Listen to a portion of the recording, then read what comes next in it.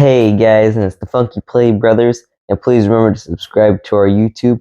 And today I'm reading Five Nights at Freddy's Tales from the Pizzaplex for Submecknaopobia. And today we're reading Bobbydots Part 1. Even the greener grass has weeds. Abe smiled at the memory of his mother's words. Of course she'd pop into his head now. She always did whenever he was converting something.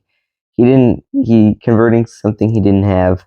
And Abe was definitely converting big time, emitting a fingernail on a chalkboard like Screech. Abe's vinyl desk chair protested as he leaned back farther to get a better view of the Fazplex tower. The narrow window near his desk in the Fazplex security office revealed just the tiniest silver of the tower. The tintest silver of the tower. But the silver was enough to distract Abe from what he was supposed to focus on. Abe had a pile of work orders to get through, and he was trying to pay attention to an online leadership class. But he couldn't keep his gaze off the tower outside his window. Sun glinted off the sleek silver steel frame and the shiny glass of the 40-story tower, making the building look like a modern palace of a wealthy ruler. Abe could have sworn he could see a glow radiating from the building, but that was probably his imagination. He wanted to live in the Fazbear Tower so badly that it was larger than life to him. Abe sighed and tipped his chair upright again. He glanced around the familiar office. Compared to the greener grass of the majestic tower, this room was a weed-infested wasteland of yellowed scrub. The gray painted walls were decorated only with the Freddy Fazbear's Mega Pizzaplex logo, and a few curling Freddy Fazbear security posters. A couple of bulletin boards hung behind him, converted with a distorted mishmash of notices and reminders. The floor's carpet, a slightly lighter shade of gray than the walls, had star painted modify, and the star did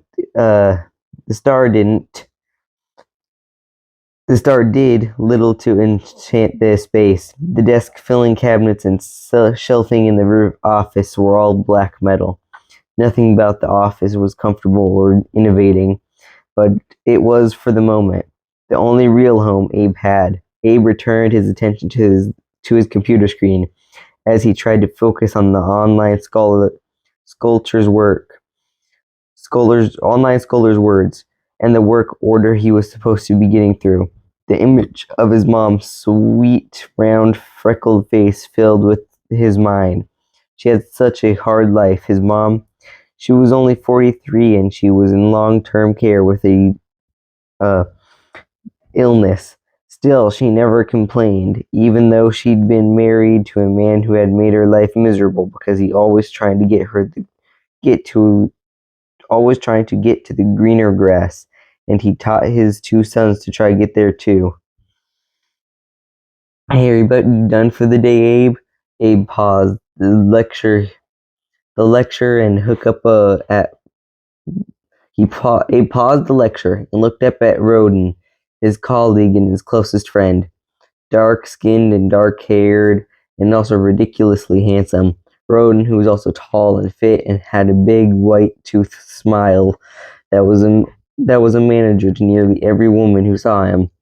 That smile was aimed at Abe now. Abe was able to resist the magicism, but he still found the smile contagious in spite of his wistful mood.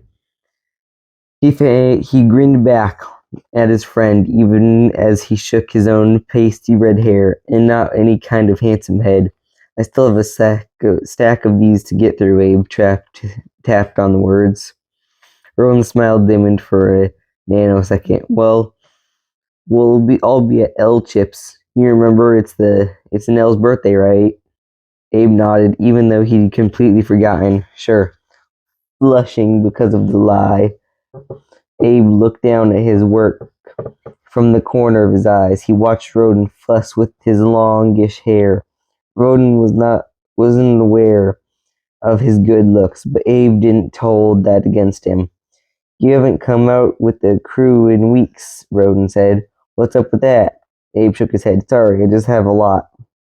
You coming, Roden? We're waiting, a woman's voice called out. Abe recognized the voice. It belonged to Carol, who worked in the admin's office. He didn't know her well, but he didn't want to. She was loud and pushy, but at least she'd spared him the strain of coming up with a believable story about why he never went out with his friends anymore. Coming, Roden called back. He gave Abe a long look. Don't work too late. Abe didn't have to reply because Roden strode out of the office. The four other people who shared the space trailed after him. Abe was now alone in the big, dingy room. The computer screens on the other desk glowed, and the overhead fluorescent lights hummed. The electronics were now Abe's only company. Abe tapped his keyboard and started the lecture again. He forced himself to focus on the work orders. Abe's soft, solid shoes slapped thin, uh, beige, industrial-grade carpet in a shuffle. Tap cadence as he cautiously integrated the back halls of the pizzaplex. It was nearly midnight, and by now the pizzaplex was mostly deserted. Just a couple guards patrolled the pizzaplex, and for the most part, they stayed in the public areas. Even so, another guard monitored the video feeds in the main security viewing room. Job had to be careful to avoid the cameras positioned throughout the pizzaplex. Electronic eyes were everywhere, even in the employees' area. Not for the first time. Abe shook his head at how bland the backup areas of the pizzaplex were. The public areas of the entrance complex were all about color and bright lights. Neon pulses everywhere. Everything was painted with some eye-bulging, vibrant hue. Back there, though, all was subdued. Varying shades of gray, paint on the walls joined the bridge carpet in the halls to paint a bland canvas of dull. But at least there was fewer cameras back there. That was what made it possible for Abe to do what he'd been doing for nearly 2 months now. Abe worked his way through the hallway labyrinth, and he finally reached his destination, the trash collection area behind the main building dining room. There, in a dark brown and only mildly smelly dumpster, he found what he was looking for: his dinner. Abe pushed aside a pile of paper cups and shifted through a stack of half-eaten pizzas, rejecting pieces that had bites taken out of them.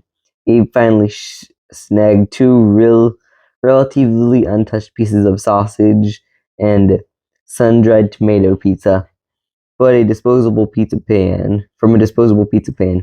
Pulling out the paper towel he'd plucked from the men's room, he transferred the pizza to the towel, and he scurried down the hall to a dark, unmonitored corner.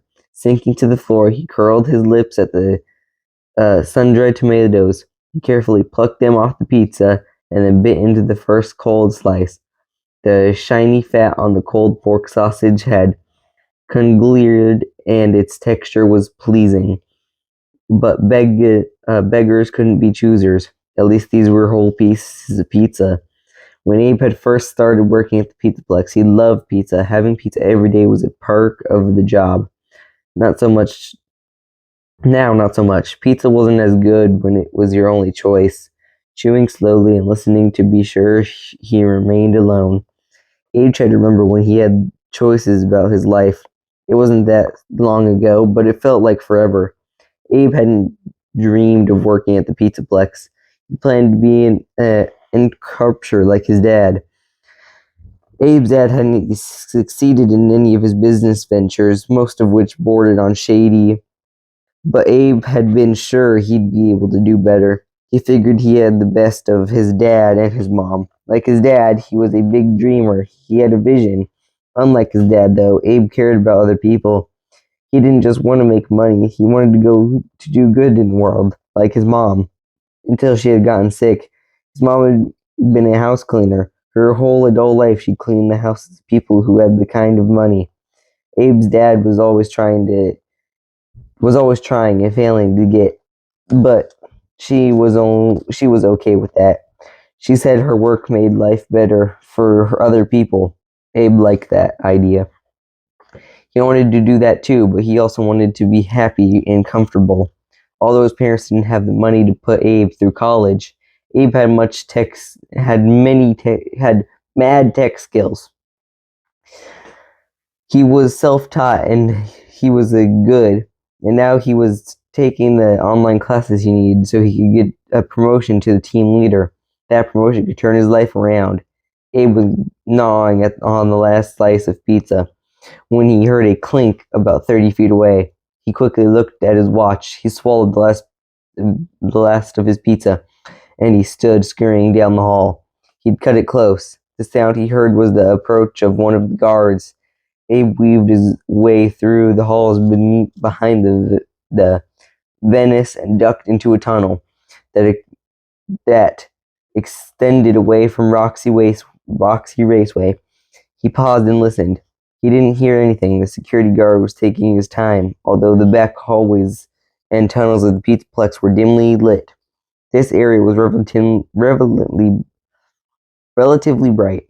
The pink and purple neon lights of the miniature raceway spilled out over the metal floor tiles and of this behind-the-scenes area. Abe easily worked his way beyond a row of junk cars and a couple stacks of engine parts. On the other side of the pile of crates, he ducked down and scooted past the neon pink wheels of a motorbike lying on its side. The bike hit a small opening in a mound of race car tires. Abe dropped to his knees and crawled through the opening. After just a few feet of crawling, Abe ended up inside a tent-like enclosure of rubber and shelter. For hopefully not much longer, called his bedroom. Abe scooted on his sleeping bag and checked to be sure the cardboard box next to the bag still contained the clothes and toiletries he'd stashed in there. He really didn't need to check it. The sleeping bag hadn't been disturbed, so obviously no one had been here. His hidey hole was still a secret. Abe stretched out on top of his lumpy sleeping bag and inhaled the familiar scent of rubber and motor oil. He was tired, but he was also wired and tense. These days, he was always tense. That's what being homeless did to a person. You never felt safe and secure, especially if you were camping inside of a place like the Pizzaplex. All of Abe's jobs included servicing many of the animatronics in the Pizzaplex. He wasn't a big fan of the robots. Roxanne Wolf was one of his least favorites, and her raceway was her lair. Supposedly deactivated by this time of night, Roxy probably wasn't any kind of threat. But a couple weeks ago, as Abe had been heading to his hidey hole, he gotten a glimpse of Roxy stalking past one of the doorways to the raceway. It had freaked him out. Since then, he'd been even more on edge than usual. Abe listened for several seconds and assured himself that he was still alone. Satisfied, he pulled out his laptop so he could write his daily email to his mom. Hi, Mom. Did you have a good day today? Did you get the lemon jello you like, or was it cherry you hate? I'm doing great. I'm still taking classes. That promotion is going to be mine soon. I'm all set into my cozy room now, ready for sleep. I wish we were together so we could watch a good movie. I love you, Abe. Abe sighed. He didn't like lying to his mom, so he thought of this as a bending the truth. His room was as cozy as he could make it. The only thing that made these emails possible was that his mother's dementia kept her from asking too many questions. Abe closed his laptop and set it aside. He tried to clean his mind so he could go to sleep, but as it often did, his mind meandered down the road that had led him to this rubber-enclosed den. A year before, after several failed online businesses attempts and several more dead-end jobs, Abe had landed his current position at the Pizzaplex. Getting the job was a feat, especially since he had none of the credentials the job required. Accustomed to doing whatever it took to get what he wanted, a talent from his dad. Abe had faked his resume. Although he felt a little bad about lying, he didn't think he was going to do anything that terrible. He had, after all, every skill necessary to do the work. He just gotten those skills in ways the employees always dismissed as irrelevant. Unfortunately, right after Abe got the job, his mom was diagnosed with early on test dementia. Within weeks, the dementia had taken from Abe's mom what little she had. The bank foreclosed on the house, and his mom ended up in long-term care. But then Abe's dad was long gone. He had moved across the country to chase after another questionable business deal. When Abe had got in his job, he felt like he was going places, and then Abe's whole salary had started going towards his mom's care. And with the house gone, he'd ended up here in a makeshift tire hut, living on his discarded pizzas and playing hide and seek with security guards every night. Abe closed his eyes, listening hard to make sure nothing human or not was nearby. Abe willed his muscles to relax. He filled his inner version with the image of the Fazplex Tower. If Abe could just hang in there a little longer, he'd be moving into that tower. The lower 20 floors of the tower housed Fazbear Corporated offices, but the upper 20 were filled with high-tech apartments. The top half of the tower also included a common area for parties, a state-of-the-art gym, and a rooftop swimming pool and hot tub. All this was reserved for the people who had a higher level position at the pizzaplex. These lucky people got to live here for free, in that tower. When Abe got his promotion, he'd be one of those lucky employees with that hopeful thought in his mind. Abe drifted to sleep. Abe hesitated at the double doors leading out into the main lobby of the pizzaplex. Rubbing his sore lower back, sleeping on the floor was taking its toll on his spine and his joints. He listened. It was early, well before 6 a.m. The pizzaplex was hours from opening. The cleaning crew, which worked in the pre-dawn hours of the morning, would be clocking out right now. The security guards usually took a break about this time.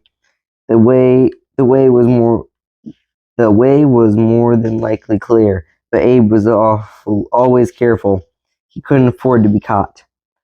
When nothing but silence met Abe's ears, he gently pushed open one of the doors. He looked right and left down the main walkways of the pizzaplex. Although all the neon signs and decor were lit up, the black and white checkered walkway was deserted, as Abe knew it would be. This time of morning, the pizzaplex smelled like bleach and floor polish. The acrid smells bit at Abe's nostrils, and he stepped out onto the walkway, sliding sideways so he could stay in a blind spot between the trio of security cameras aimed at his area. Abe had studied the camera's positions and watched video feeds for hours when he'd first come up with the idea of living in the pizzaplex. He'd been relieved to find out that the video coverage wasn't at all optimal. It was easy for him to find a variety of convoluted routes between his office, the dining area, his hidey hole, and where he was heading now. One of the large men's restrooms. Abe began his series of zigzags. First, he skirted around the huge gold statue of the pizzaplex, leading animatronic Glamrock Freddy. The massive bear in the top hat held his mic, standing and lorded it over the lobby. Once around the statue, Abe darted to one of the several palm trees that filled the cavernous space. He moved from tree to tree until he passed a neon sign for Glamrock gifts.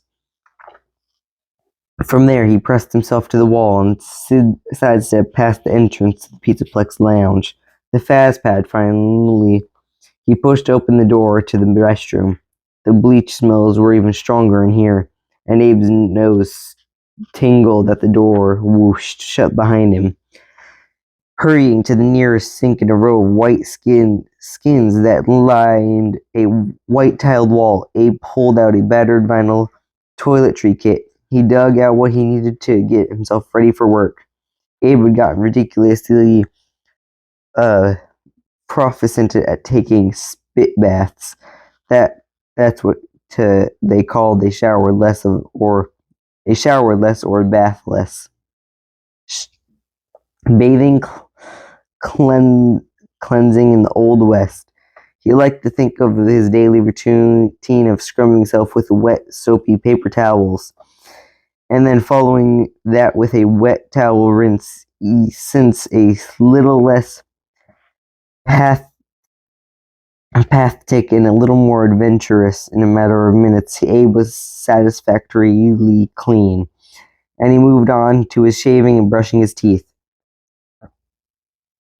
As he constantly attended to each of his pearly whites, his teeth were one of his best features, and he had to make sure he didn't need dental work he couldn't afford. Abe stared at his image in the mirror.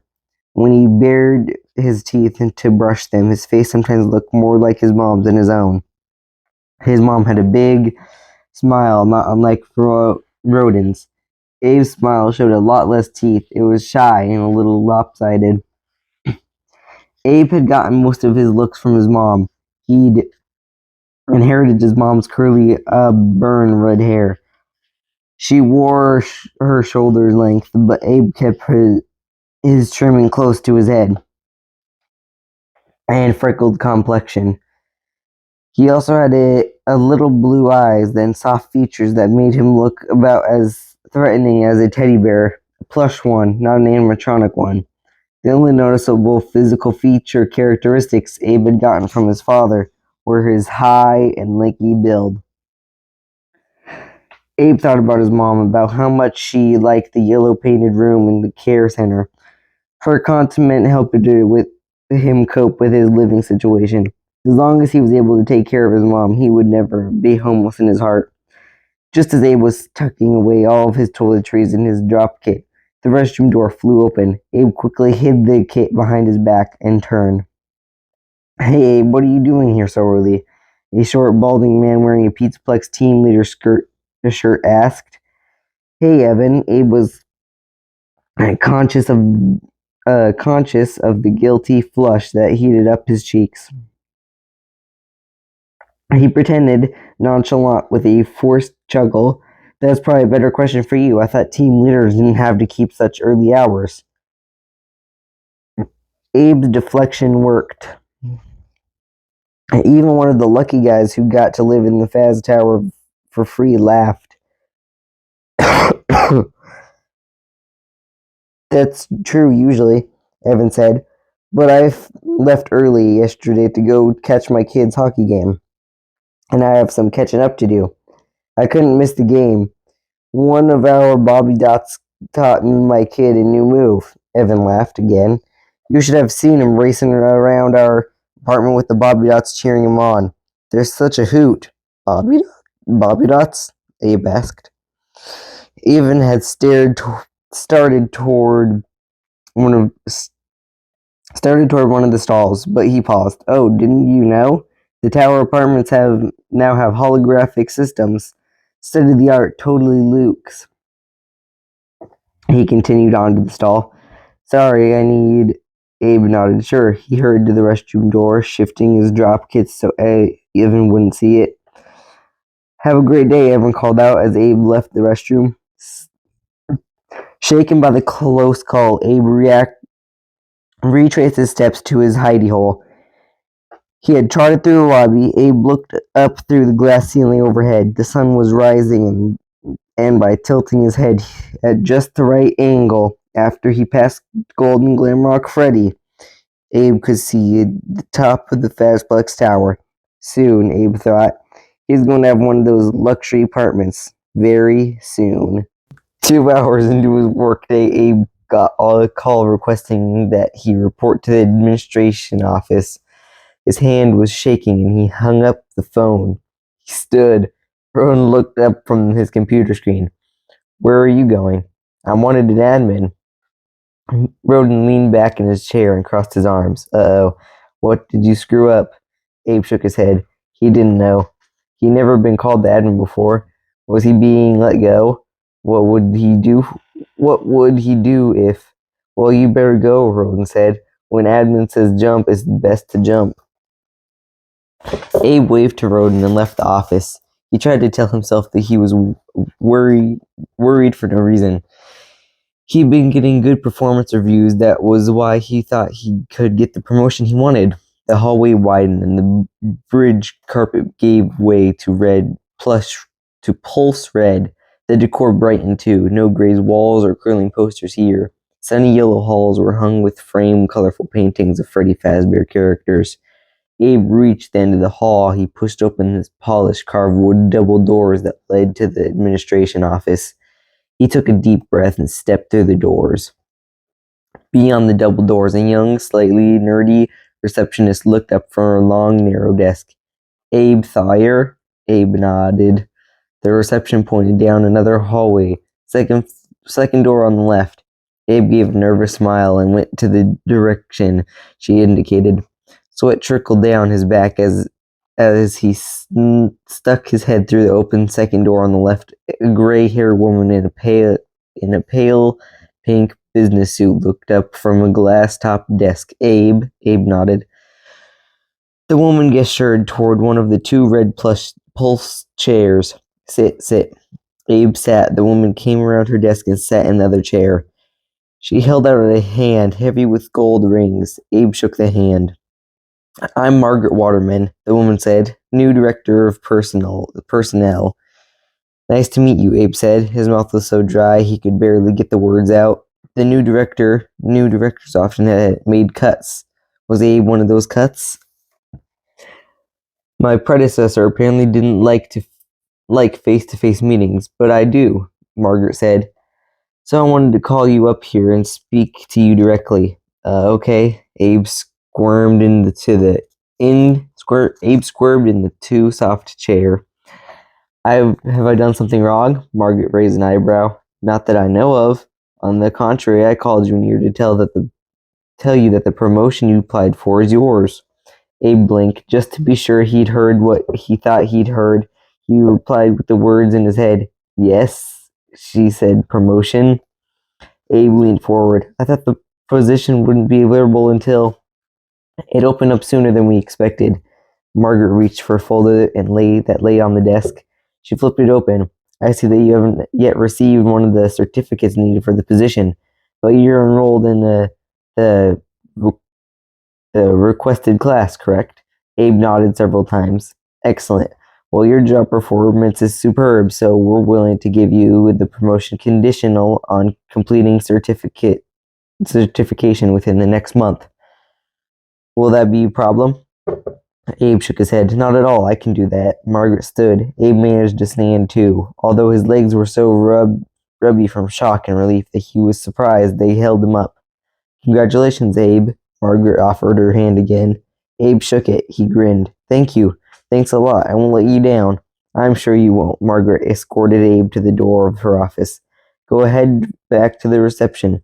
Peggy will get you set up with your team. 2-leader badge and fill you in on the next steps.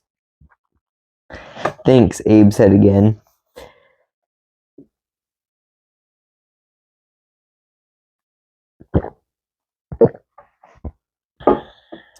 He practically floated out of Margaret's office. For the next hour, Abe was caught up in the next steps, but finally he was able to head to the Fazplex Tower administrative office. Abe didn't so much walk into the Burngy Pulse carpet office as he sailed in. He was so over the moon about getting his promotion that he couldn't stop grinning. The administration office of the tower were everything Abe would have expected them to be. And in addition to the carpet that felt like it was cuddling his feet, the offices were filled with rich, bright colors, primarily yellow and bungee. Shiny chrome lights, fixtures, gleaming dark wood panels and furniture, and crystal clear, huge windows looking out over the pizzaplex. A pretty blonde who wore a dress that matched the decor was perched on a stool behind a large counter. Can I help you? Jen asked. Hi, Jen. I'm Abe. Abe Thayer. I was just named Team 2 leader, and I'm here to get my apartment assignment. Jen flashed him a big smile. Congratulations, Abe. She clacked pink painted nails over the keys on her keyboard. Let's see here. Jen tapped the keys and leaned toward her computer screen. There you are. Oh. Jen's smile faded. She looked from the screen to Abe and back to the screen again. Oh, wait. Oh, what? Jen chewed her lower lip, then twisted her mouth. She lifted her gaze to Abe's. I'm so sorry, but there aren't any apartments available right now. None? But I thought the tower had an apartment for every high-level employee in Fazbear Entertainment. Mine isn't a new position, so why isn't there an apartment for me? Jen looked at her screen again. Well, there is one apartment empty. Good. So there's no problem. Well, what? Jen looked at her screen again. The problem is, the empty apartment is off limits. What does that mean? Jen frowned. It means it can be assigned. It means it can't be assigned. For how long? Jen checked her screen. She made a regretful face. Indefinitely. Some of Abe's fizz went flat, but not all of it. He leaned on the counter. What's wrong with the apartment? Jen shrugged. Doesn't it say? Abe's persistent. Jen looked at the screen again. She shook her head. It just says off limits. But why? Jen shrugged again. I'm really sorry, I don't know. She looked up at Abe. She must have seen his frustration because she gave him a sympathetic look and leaned toward him. The apartments in this building are really high-tech. My guess would be that there are some glitches in the system in this one. Well, if that's all it is, can I handle that? I'm pretty tech savvy. I'm sure I could fix whatever's wrong. Jen frowned and shook her head. Oh no, that wouldn't be allowed. If the system says the apartment is off limits, I can't let you move in, no matter what I really am. No matter what I really am, sorry. But Jen shook her head harder. I'm really sorry, truly, but I have to go by what the computer says. Abe didn't care what Jen's computer said. Abe had gotten past more insurmountable objects than words on the computer screen. His whole upbringing had prepared him for this moment. He'd get the apartment somehow, but how? Jen cleared her throat, and Abe blinked. He was so caught up in working through his problems that he'd forgotten she was there. He raised a hand, waved to Jen, and headed back out into the hall. How was he going to get into the apartment? Abe strode down the hall, thinking hard. At the main door of the towers, Abe paused. He turned and rushed back toward the office. Jen, he said as soon as he entered. Someone is at the main door for you. He has a couple dozen roses. He says he needs your signature. Jen's eyes lit up. Roses? For me? Jen stared around the counter. Her shoulders slumped as she looked around. I'm not supposed to leave the desk. Abe shrugged. I'm not in a hurry. How about I man the desk for you while you go get your flowers? I'll just tell anyone who needs help that you'll be right back. Jen raised an eyebrow. You do that for me? Sure. Jen looked around. Then she smiled and at Abe and hurried around the counter. I'll be quick, I promise. Take your time, Abe said. Please. He willed Jen to walk very slowly. Jen giggled. You're really nice. So I've been told. Abe winked at her. Jen waved and headed for the door. She looked over at Abe once and he waved at her. She waved back. As soon as Jen was out of the sight, Abe raced around the counter and looked at her screen. She hadn't logged out. Good.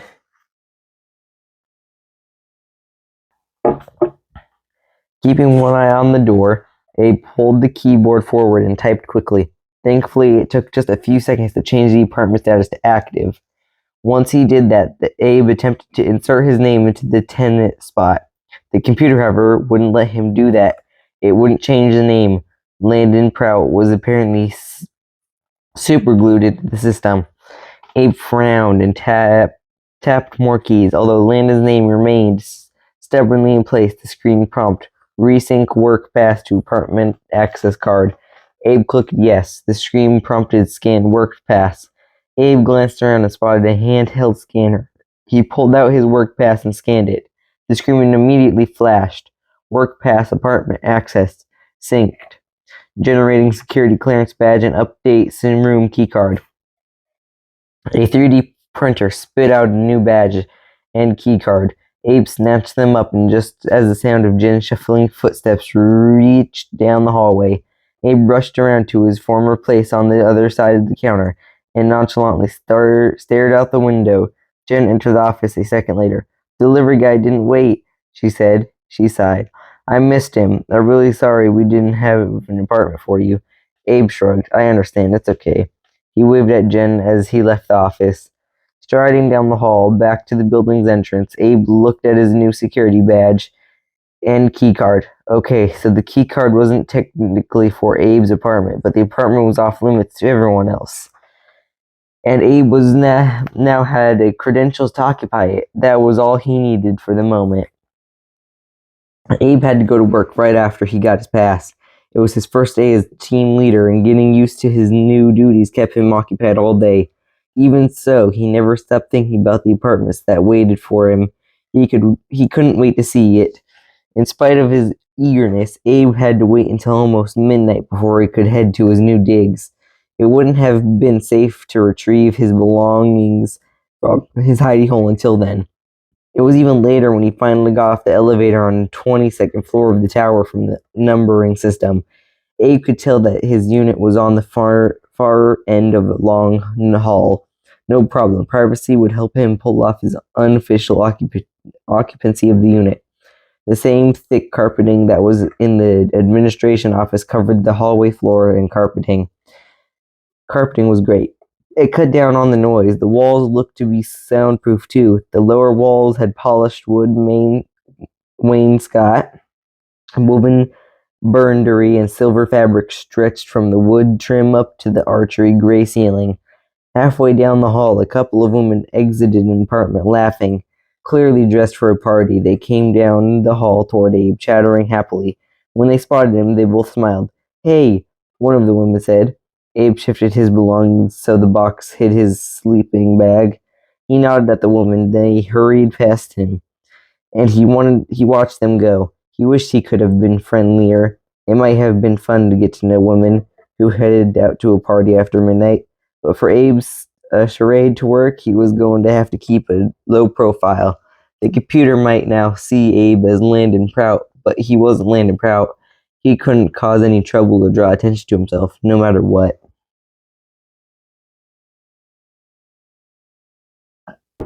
Abe's keycard worked. One click and the door to the apartment 2217 unlatched. Abe pushed the door open with his foot and stepped inside his new place. The door snapped closed behind him. Abe set his sleeping bag on a box and on the floor. Abe looked around and smiled.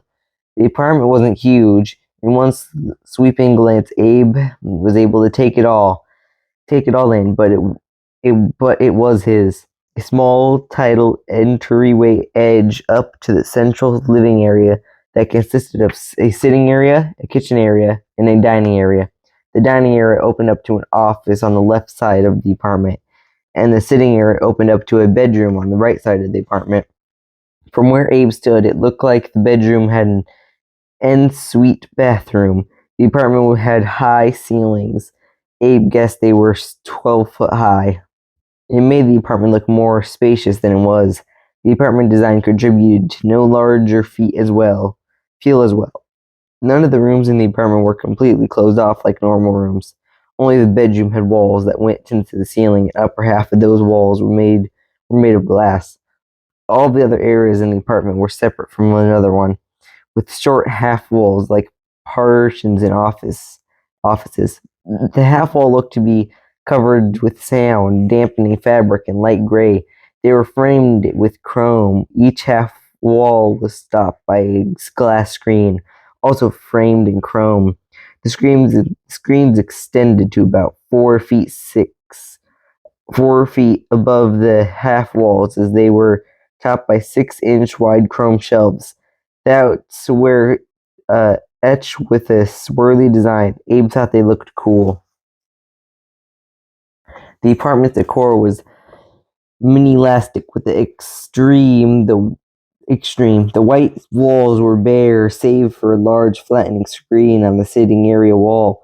The grandest kitchen countertops were white and bare as well, as were glass-topped tables and dining tables, coffee tables, and endless tables were all with similar style. The pulse gray tweed furniture had low, squared lines, and the chrome lights fixtured were starkly modern. Some might have called this space harsh, but Abe didn't mind its simple lines. At least it was neat and clean, and it was his, sort of. Abe took another step. As he did, the nearest glass wall rising up from the partition at the edge of the sitting area lit up. Bright-faced holographic girl with that looked like hot pink pigtails pop up on what Abe now realized was see-through computer screen. "Hi," the girl said. Her voice was sweet and high-pitched like that of a perky cheerleader. Hi," Abe studied the girl, and he realized she wasn't exactly a girl, or at least she wasn't exactly human. She was an AI, and interacting with him. It felt impolite to call out what he was. He call out that she was merely digital. "You're cute," the girl said. "What's your name?" "I'm 3." Abe didn't answer the girl. 3? He was too busy staring at her. 3 wore a white and gray bell-bottom bodysuit striped with the same hot pink as her long pigtail. She had a large heart-shaped face with unnaturally huge hot pink cat-like eyes. Her arched brown brows were the same pink as her hair, as were a large oval spot on her forehead and a large circle on top of her head. Her brow-shaped mouth, which was under a small prosthesion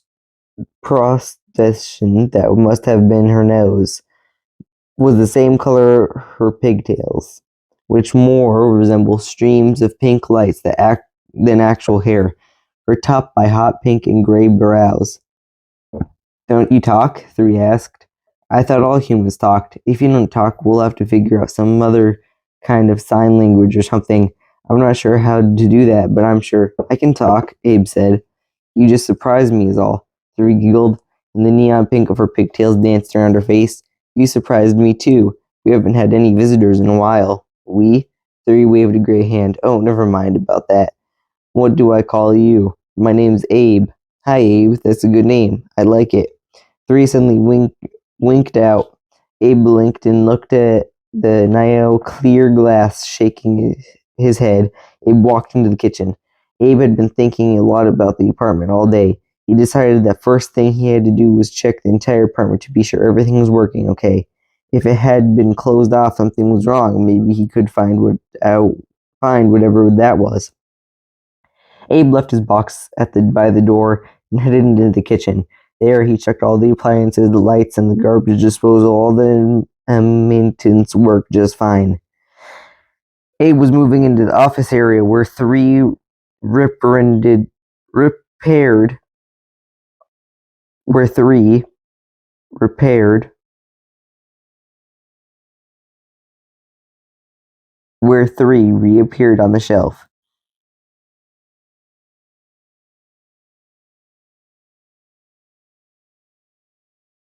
The office area where 3 reappeared on the halfway wall between the office and the dining room. "That's not my area," 3 said, "but I make sure it's clean. That's part of what I do in the diet and lifestyle Bobby Dot." Abe turned to look at 3, who had a stunk and cutest pose and was twirling one of her pigtails. "Bobby Dot?" he repeated. Abe frowned, trying to remember all the animatronic and holographic characters he worked on. He didn't remember any Bobby Dots. Bobby Dots are life helpers. We're programmed to serve. 3 Curtis sighed deeply and gave Abe a wide, pink-lipped, aren't I adorable smile. Okay, Abe turned on the computer that sat on the office desk. It seemed to be functioning fine. He rotated back toward the kitchen and headed toward the sitting room. As he went, 3 hopped from glass screen to glass screen, carpeting after Abe like an eager puppy. Abe tried all the light switches and lamps. "My job," 3 chattered, "is to manage the household. I'm in charge of cleaning, getting supplies like your groceries, and I'm also monitor your health." "My health?" "You know, your blood pressure, heart rate, blood sugar, all that stuff." Abe wasn't sure how he felt about that. He seemed intrusive, but was it really any different than one of those wrist devices that didn't that did something similar. Abe stepped into the bedroom. He sat on the bed and bounced a bit to be sure it was sturdy. It was. He checked the lights and the alarm clock. Then he went into the bathroom. 3 trailed after him. I kept his room stocked too, she said. All your preferences are stored in my system, and I always make sure you have the best. Abe opened a medicine cabinet above the large, square, white sink. The cabinet was stocked with everything he needed. He would never require his own stuff that he retrieved from his hidey hole. Abe poked through the cabinet. He picked up a razor and shaving cream, a toothbrush, and toothpaste. He reached for a small glass bottle filled with something red. He peered at it and frowned. It was hot sauce. Abe held up above the bottle. "What's this doing here?" he asked Three. Three flipped her pigtails and struck a new jinxie pose. Abe noticed that the bottom of Three's shoes gleamed in bright pink in her eyes. All supplies are delivered to the holding area for the apartment, and from there I program their distribution. I had this placed here because it's the best mouthwash. Abe grimaced and cringed at the thought of accidentally pouring hot sauce into his mouth thinking it was mouthwash. Abe looked at Three, who continued to smile at him. Abe was beginning to see why the apartment was off limits. The hot sauce was an obvious glitch in Three's programming. It wasn't exactly a red alert glitch, more of a yellow alert. Still, Abe held up the hot sauce and looked at Three. "This isn't mouthwash, it's hot sauce. It's stuff like this why the apartment is off limits." Three shrugged. "Maybe so." Abe set down the hot sauce. He stared at it for several seconds. Then he shrugged too. "Well, I guess it's something I can live with, to be honest. I expected something more serious." Abe headed toward the bathroom door behind him. Three's mouth opened and then her head split down the middle. The 2 sides fell away and the rest of her body flickered in and out of view. Sparks spit from an electrical socket near the counter. Pausing at the sound of sparks, Abe turned and looked around. His gaze landed on Three, who had resumed her previous form. She gave him a bright smile.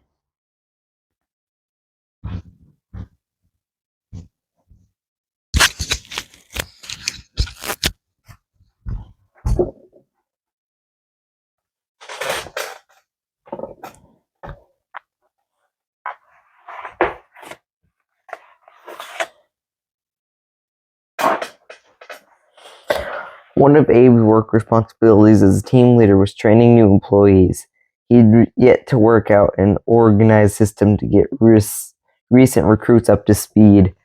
But there was an issue he couldn't put off, so he was using it as a teaching opportunity. Abe strode through the glittery and gleamy West Arcade, dodging excited kids, and gestured at the stage where a huge animatronic DJ Music Man was hanging out. Abe raised his voice to be heard above the pings and whistles and bells of the arcade games. Most of the time, Abe told his new underlings, Preston, DJ Music Man is in his booth.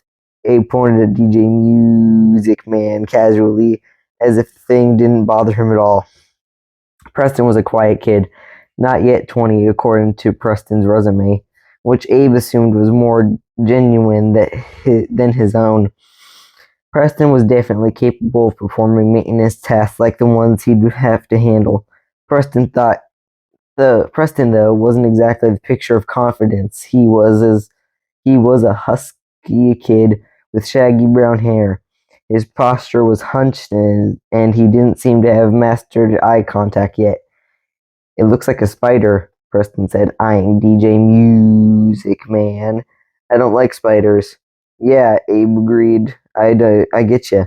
But just remember, he's the creation. We're the creators. You're in charge." Abe was lying through his teeth. He felt no more in charge of DJ Music Man than he was of his brother, Vic, or his bosses. DJ Music Man appeared to be unconcerned about Abe or Preston's dislike.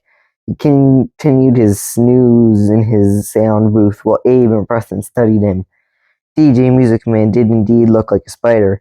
a massive spider, nearly as tall as the room. Abe and Preston stood in. DG Music Man had a squarish head, dominated by a wide mouth full of teeth that looked like piano keys. Beyond the teeth, the inside of his mouth glowed white and pink. Huge round black eyes that reflected the room's light were topped by blue brows and flanked a triangular-shaped pink nose. The big cheeks on either side of the nose featured big blue dots that matched the brows. DJ Music Man head sat on a body that contained a big speaker. The body was attached to 6 metal piston-like legs that ended in cartoonish white glove hands. Taken separately, DJ Music Man's features were more comical than scary. But the combination and the positional danger of the combination was more than a little disconcerting. Abe cleared his throat and looked away from the freaky spider thing. When DG Music Man is on the move, he hangs out in these tunnels. Abe gestured at a wide conjunctional corrugated metal tube, swirling with bright neon lighting. The lighting in these things is notoriously unreliable. It's always going out or causing power surges that overload the circuits. One of your jobs will be checking and rechecking the generators in this section. He looked at Preston to see if he was listening. Preston swallowed hard and nodded. Abe gestured for Preston to follow him into one of the tubes. These tunnels are pretty convoluted, but you'll get the hang of them. The first one takes you to a back hallway. Abe and Preston crawled out of the tunnel and ended up in a cement-floored hallway. Preston looked past Abe. "Is that a bathroom?" Preston asked. Abe nodded. "Is it okay if—" Abe laughed. "You don't need my permission to pee. Go ahead, just be careful." Preston's sleepy brown eyes widened. Okay." Abe figured he might as well use the bathroom too. He followed Preston into the restroom. Preston and Abe did their business and stepped up to side-by-side sinks. "Why did you tell me to be careful?" Preston asked. "Well, sometimes."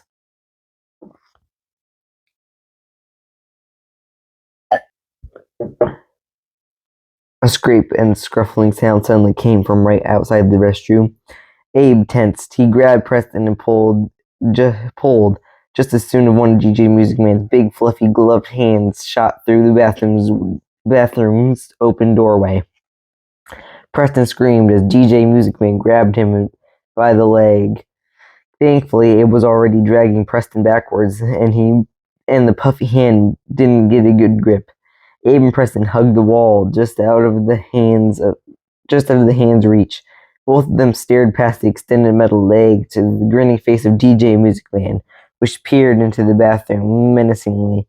"What do we do?" Preston squeaked. "We wait," Abe whispered. They stood stiffly, breathing rapidly. "Why did he grab me?" Preston whispered. Abe's whisper was even softer than Preston's. "Rumor has it that DJ Music Man originally had an experimental bouncer mode. Supposedly that was removed, but apparently the programmer missed a few lines of code." DJ Music Man's hand explored the area for a very long minute. Preston didn't ask any more questions. DJ Music Man retreated. For several seconds, Abe and Preston panted in unison. DJ Music Man finally disappeared around the corner. "Doesn't this job have hazard pay?" Preston asked. Entered his apartment and let the door fall closed behind him. He set down a box on the floor. When he'd moved in to the pizzaplex, he had hidden what few things he owned in various nooks and crannies in the huge complex. It would take time to get them all and relocate everything to his new apartment. He planned to start moving in his stuff in the night before, but it had been late and he needed sleep. Abe was beat. He wasn't sure he'd done all that well on the job today. Either Preston was so rattled and Abe wouldn't have been at all surprised to find out tomorrow that he'd quit. Abe took a step toward the kitchen. The nearest glass panel lit up. 3, who was eating a large holographic sandwich, filled the panel. Hi, welcome home, Abe. The words came out of garbly, as if spoken through a mouthful of food. The glass panel came alive with more color and movement. Abe realized he was looking at 2 more Bobby Dots. One Bobby Dot's dominant color was green, the other was blue. For heaven's sake, the green Bobby Dot said. Her voice sounded young like 3's, but it was as cute. It was as cutesy. It was more spoiled brat, sarcastic than teeny bop. You know you can't eat. You're a hologram, you twit. You can too, 3 said. See, I'm eating. But the green Bobby Dot sighed dramatically. Never mind. The blue Bobby Dot shoved 3 aside. Hi, Abe. Sorry we didn't get to meet you yesterday. 3 blocked us out. This Bobby Dot also sounded like a teenager. Her voice was higher pitched than 3's, but it had a musical quality as if she was almost singing her words instead of speaking them. I just wanted to be sure he had everything he needed, 3 said in a mush mouth sort of way. You just wanted to have him all to yourself, the green Bobby Dot said. She faced Abe. Hi, Abe. Allow me to introduce myself. I'm 2. Like Miss Glutton here, my job is to help you out. You're not nearly as helpful as I am, 3 said. Like 3, 2 had long pigtails. 2 were bright neon green. She looked like 3, but her features were green, and she wore a pair of round gray glasses, a little taller than 3. 2 was sleeker too. She wore a bodysuit identical to 3's. 2 ignored 3's comment. She adjusted her glasses and continued to speak to Abe. I'm in charge of the news and information. I'll keep you connected to the outside world. I can answer any questions you have and find you any information you need. I'll also handle any notes you might have, like tests or shopping lists. And I'll do your schedule. I'll remind you of appointments and such. Show off. 3 swallowed the last of her sandwich, or at least she appeared to. The blue Bobby flashed brighter. Hi, I'm 1. I'm all about entertainment and media. That includes social media. I'll get you music and movies and dates. Yum, I like dates, 3 said. They're good and cookies. One rolled her holographic eyes. Her pigtails were brighter blue, and her ears were covered in sets of headphones featured upright antenna that ended in glowing little blue circles. She also wore a gray and white bodysuit. It's nice to meet you, 1 and 2, Abe said. Better late than never. 1 poked 3 in her round belly. 3 ignored the prod. He's cute, isn't he? Didn't I tell you he's cute? 1, who Abe noted was as slender as 2, gave Abe a flirty grin. You are pretty darn cute. Those freckles are to die for. I wish I had freckles, 3 said. I don't really like my freckles, Abe blurted. No one else in my family has them. Abe was shocked. He had never told anyone he didn't like his freckles, least of all a girl. But these weren't really girls, were they? For some reason, he felt comfortable with them. Maybe that was because they were holograms. Who says you have to look like everyone else? 2 said. She studied Abe. I'd call you moderately handsome. Wouldn't you, 1? Absolutely. 1's bright blue pigtails appeared to glow brighter, just at the right amount of handsome. You're nice and tall, and you have a great smile. I think the freckles are endearing. Thank you, Abe said. What do you want for dinner? 3 asked. I'm still hungry. I'll eat with you. You're always hungry, 2 said, using a green tipped finger to push her glasses up on her nose. Yeah, and you're always a show-off, 3 said. Abe laughed. I need to go get a couple more boxes of my things, then I'll eat. Is there anything here to eat? The fridge and freezer are fully stocked, 3 said. She put a finger to her bright pink lips as if she was thinking. It's all stuff that the last guy ordered. If you don't like what's here, you just need to tell me what you want, and it'll be delivered. I'll get it to the right places in the kitchen. Okay, let me finish moving things in, then we'll go from there. We'll be here waiting, 1 said. Her blue fingertips glowed as she pointed at the glass panel between the sitting and area and the kitchen. That's our main terminal. You can input your request there, or you can just talk to us. Think of us as the heart and soul of your apartment. We make it function to serve your needs. We'll provide synchronization and assistance in all aspects of your everyday life. Abe smiled at everyday life. That includes food, 3 said. Abe smiled at her. Yeah, I get that. A half hour later, Abe had brought in 3 more boxes and was storing his belongings in various drawers and closets in the apartment. The Bobby Dots were helping Abe. Abe's bedroom was as stark as the rest of the apartments. Its furnishing consisted of a queen-size bed with a gray padded headboard that matched the bed's gray comforter,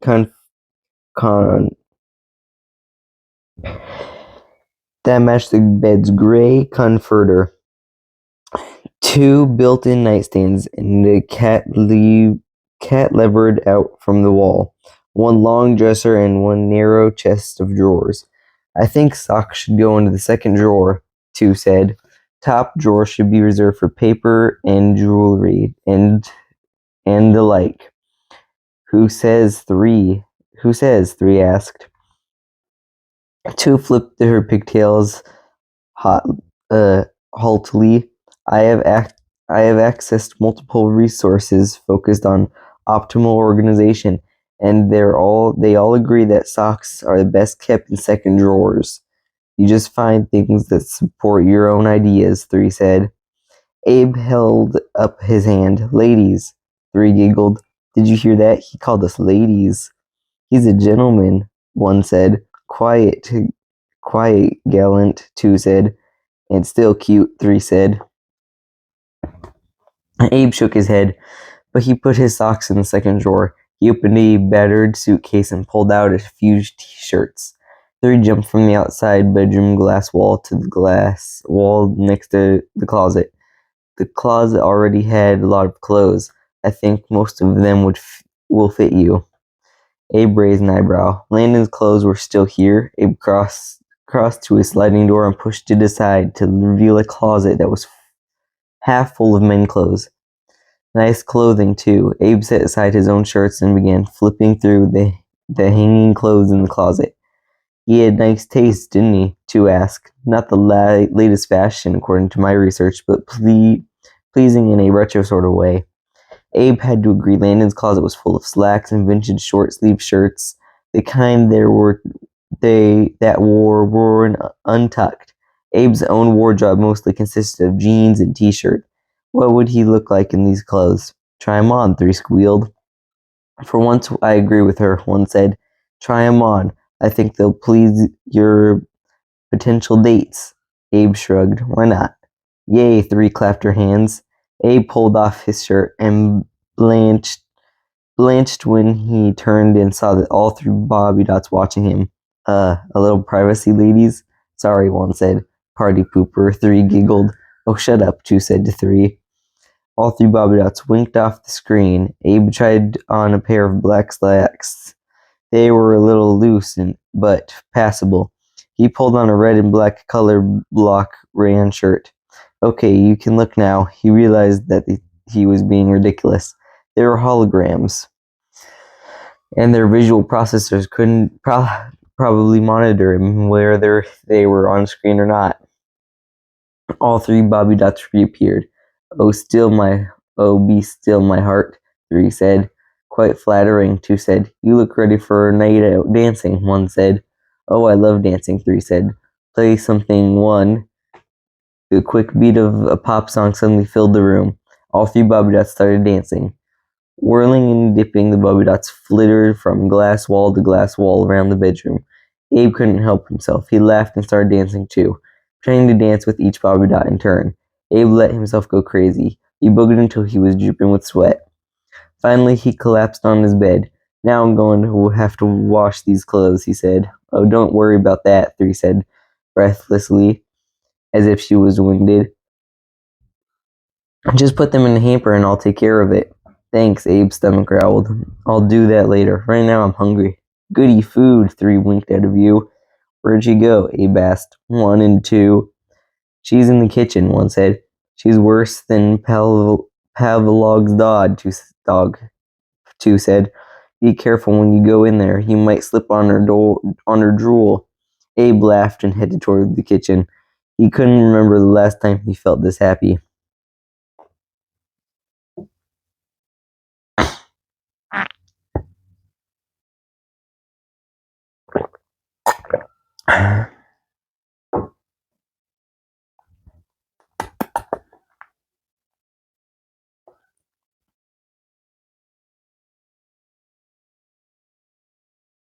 Abe looked down at his plate of food. He wrinkled his nose and then looked up at the bobbydots. Are you sure about this? The dining room's half walls formed a U around the table.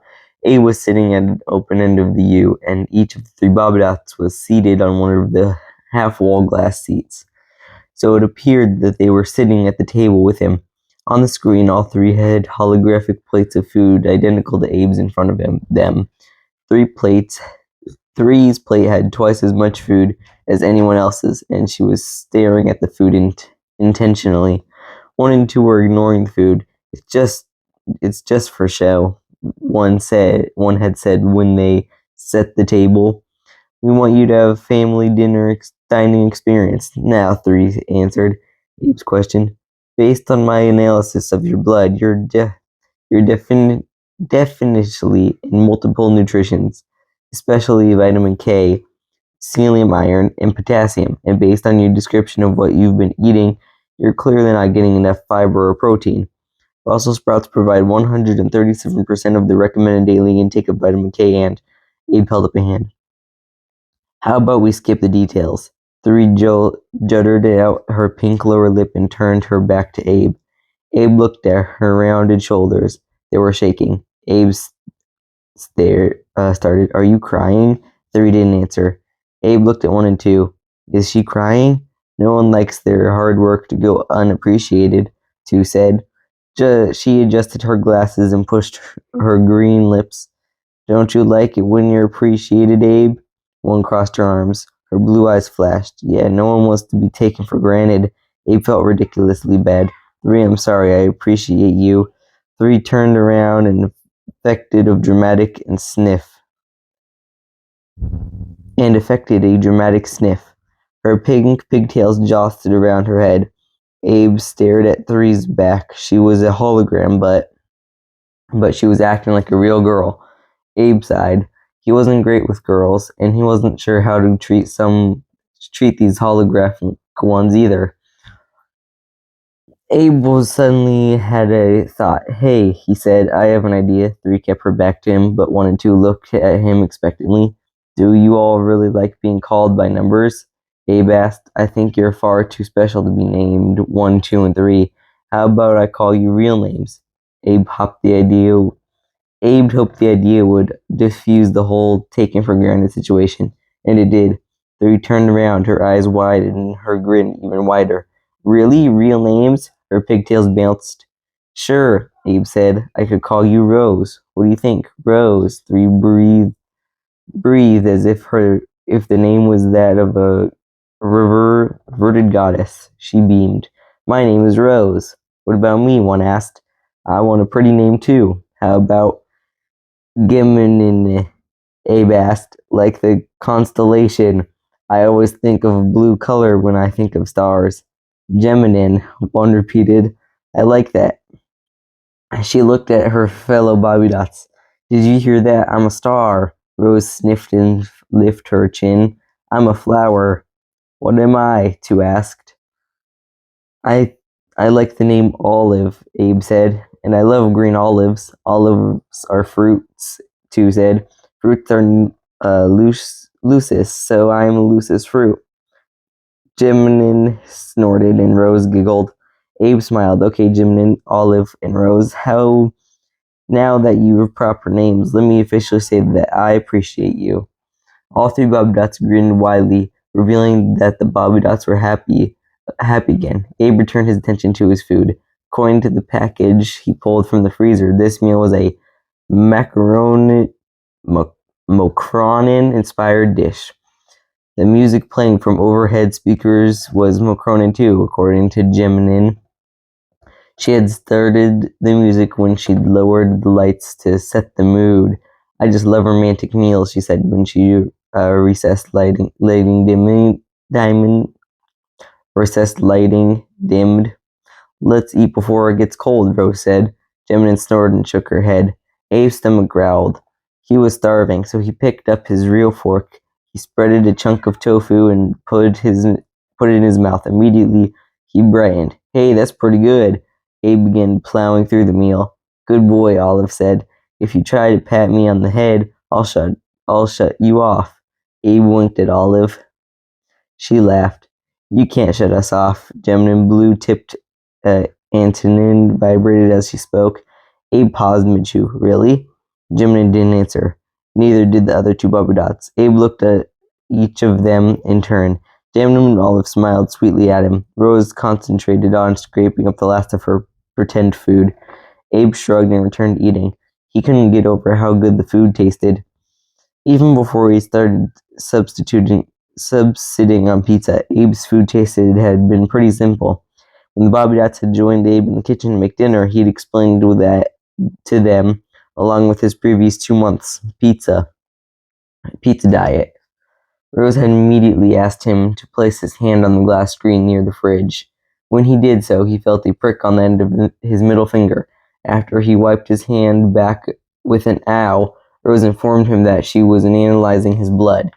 Abe finished his food and pushed his plate away. He pointed at his empty plate. So this was one of Landon's favorites. Landon liked to study languages, and he wanted to eat the food that went along with the cultures. He was studying, Olive said. What happened to Landon? Abe asked. Why did he move out? I think it would be fun to live with Morocco, Olive said. Such a colorful palace. I love color. Is that where Landon went? Abe asked. Our knowledge of our tenant doesn't extend beyond the network, Gemini said. Her blue pigtails flickered around her shoulder. But didn't he tell you where he was going when he left? Abe asked. Weren't you as friendly with him as you are with me? We love getting to know our tenants, Gemini said. We always learn something new when we have a new tenant, Olive said. We're always interacting with our tenants, especially you, Rose said. You're so fun. The Bobby Dots were avoiding Abe's question. Should he push them? He decided to try one more time. Why didn't Landon take his clothes with him? There were some really nice things he left behind. I am so happy the clothes fit you, Rose said. They look really good on you. They'll be perfect when you go out on dates, Gemini said. Many studies show that women prefer well-dressed men, Olive said.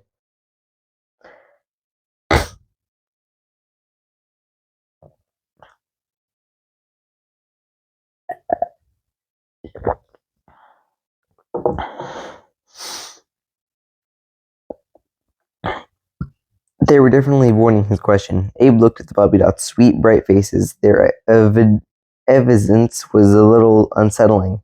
Let's watch a movie, Gemini said. A romantic comedy would be nice. If you put your plate in the dishwasher, Rose said, I'll start the cycle. Abe considered asking the Bobby Dots point blank why they weren't answering his question, but then he shrugged away his concerns. Bobby Dots were probably just programmed to protect tenants' privacy.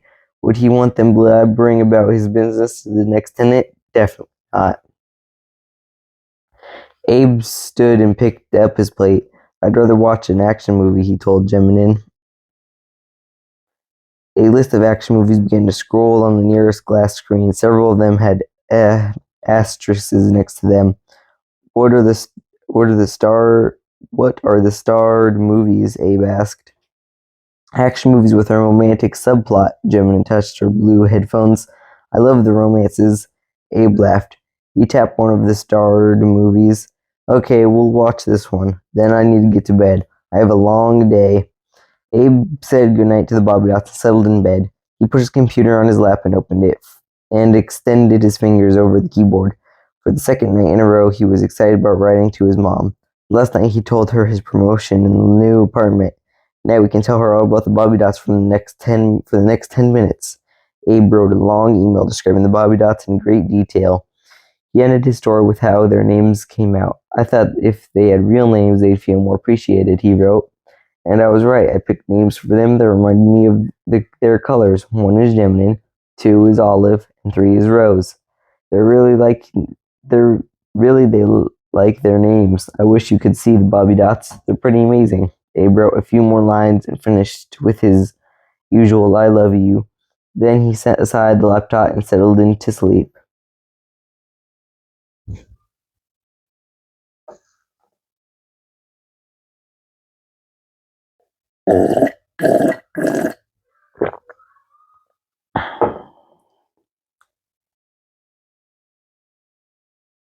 Abe set his coffee cup and empty bowl in the dishwasher. Breakfast has been oatmeal with orange juice. Abe, not a morning person, had managed to dissuade Rose from explaining why oatmeal was orange juice and orange juice were good for him, and he teased her about not sharing the dozen donuts she ate while he was spooning up his hot cereal. "What time will you be home?" Olive asked, providing me with your internal instances with and my scheduling function. Abe shrugged. "My shift ends at 6. I shouldn't be late tonight." He nearly laughed with glee at the thought that he could end his day at a reasonable hour. He was overjoyed that he had a place to go, a place other than a makeshift tire cave. At the end of his workday, after 2 nights of sleeping in a real bed, a nice soft bed, Abe's back was feeling great. All the aches and pains that had resulted from sleeping on the floor were nearly gone. The despair that Abe had begun to wear like a heavy cloak was gone too. For the first time in weeks, Abe felt hope for his future. "I'll be sure your food orders are filled by the time you get home," Rose said, as Abe headed toward the apartment's front door. All three Bobby Dots followed Abe through the apartment via the glass screens. Rose, Abe noted, had powdered sugar on her pink upper lip from the donuts. "Bobby Dots programming is amazing," he thought, "not for the first time." "Thanks," Abe said to Rose. While he had eaten breakfast, Rose and Olive had discussed how to stock Abe's kitchen with foods that were nutritious and more agreeable to Abe's tastes. They'd set, they settled on a variety of Mexican and Italian food, along with a selection of tofu burgers and organic fries. Now Abe turned and waved at the Bobby Dots. "I'll see you later." "Bye," they called out gleefully in unison. Abe put his hand on his apartment door handle and pulled it open. As soon as he did, he heard voices in the hallway. He froze and gently pushed the door nearly closed. He listened. "I think we should go hiking this weekend," a woman's voice said. She was just a few feet from Abe's door. "I'd rather go to a spa," another woman said. "Spas are boring," the first woman said, "but they're relaxing. If you want to relax, just go soak in a hot tub here." Abe put his forehead against the cool metal door and waited. The women continued to chatter, moving on down the hall. Abe's shoulders slumped. He thought about the building's hot tub and all its other amen, amen, amenities. As long as Abe's technicy is it, as long as Abe's tenancy in this apartment was unauthorized, he couldn't risk using the common areas. The hot tub was off limits to him, so he was getting to know his neighbors. Even though he was now had a nice place to sleep, he wasn't done with sneaking around. "Is something wrong?" Rose asked. "Are you still hungry? Do you need more food before you go?" Abe turned to the Bobby Dots. They watched him brightly, all smiling widely. He smiled back at them as he did. His gaze drifted and frowned and stepped back toward the kitchen. He pointed. "What's that?" None of the Bobby Dots turned to look in the direction of Abe's pointing figure. "Are you sure you don't need something to eat?" Rose asked. She picked up one of her pigtails and twirled it. "Maybe some music to send you on your way?" Jimmy asked. He touched a blue-tipped finger to her headset. "No, thank you," Abe said before any music could begin. He pointed again and repeated himself. "Bobby Dots, what's that?" The ceiling between the dining area and the sitting area had a trap door about 2 feet square. The door wasn't large, but it definitely wasn't big enough for a person to get through. Abe started walking back toward the kitchen. As soon as he took a step, all three Bobby Dots started waving their arms and flinging their pigtails. Their green, blue, and pink colors flashed so quickly, Lights seemed to streak across the glass screen throughout the apartment. And then, as fast as the movement and color went crazy and settled, Olive filled the screen closer to Abe. She used both hands to resettle her glass. "You're going to be late for work if you don't leave now." She popped to a screen closer to the door, as if trying to lead Abe away from the kitchen. Jim's blue eyes blinked twice. Then she said, "The door is just for maintenance. It's locked. Tenants aren't provided access." Abe nodded and started to turn back toward the apartment door. Just as he did, though, he noticed a crack of darkness at the edge of the trap door. The trap door wasn't completely closed.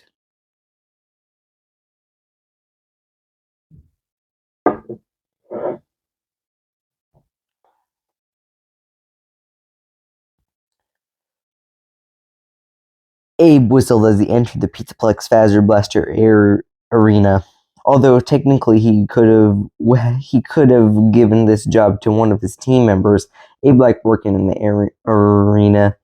Repairs and maintenance were usually pretty easy, so he could get away with playing a little laser tag before he went back to the rest of his work. Like all venues in the pizzaplex, the Arena was loud and garishly bright, with the high-pitched zap sounds of Fazzer Blaster going off all over the frantic notes of the Fazzer Blaster jam. The venue's techno-rock theme music, you could barely hear yourself think in the arena, but Abe didn't mind that. In fact, drowning out his thoughts was usually a good idea before he got his promotion. He tried to avoid thinking about his desperate situation, and now he didn't want to think about how precious his newfound comfort actually was. Abe didn't mind all the dazzling neon in the arena. Either it was definitely a pick-me-up in the middle of a long workday. The neon lights in the area created geometric patterns on all half walls. Players used for cover. Abe thought the design looked like modern hieroglyphics. He'd often wondered if they actually meant something, like a secret code lit up on the wall, one of the arenas. A couple of pre-teen boys sneaked past Abe, their Fazzer blasters extended in front of them. A nearby alien bot, its tall white body rolling toward Abe mechanically, intorted, "Capture the flag." Abe ducked behind a half wall and watched the bot's helmet pass by.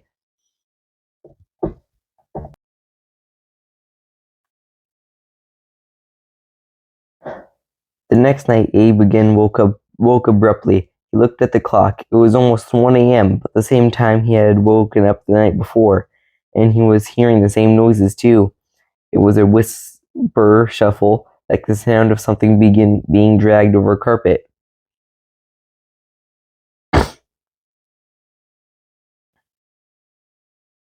Abe got out of bed. Tonight, Abe didn't ask for the lights. He wasn't sure why, but he felt like he needed to investigate the sound on his own.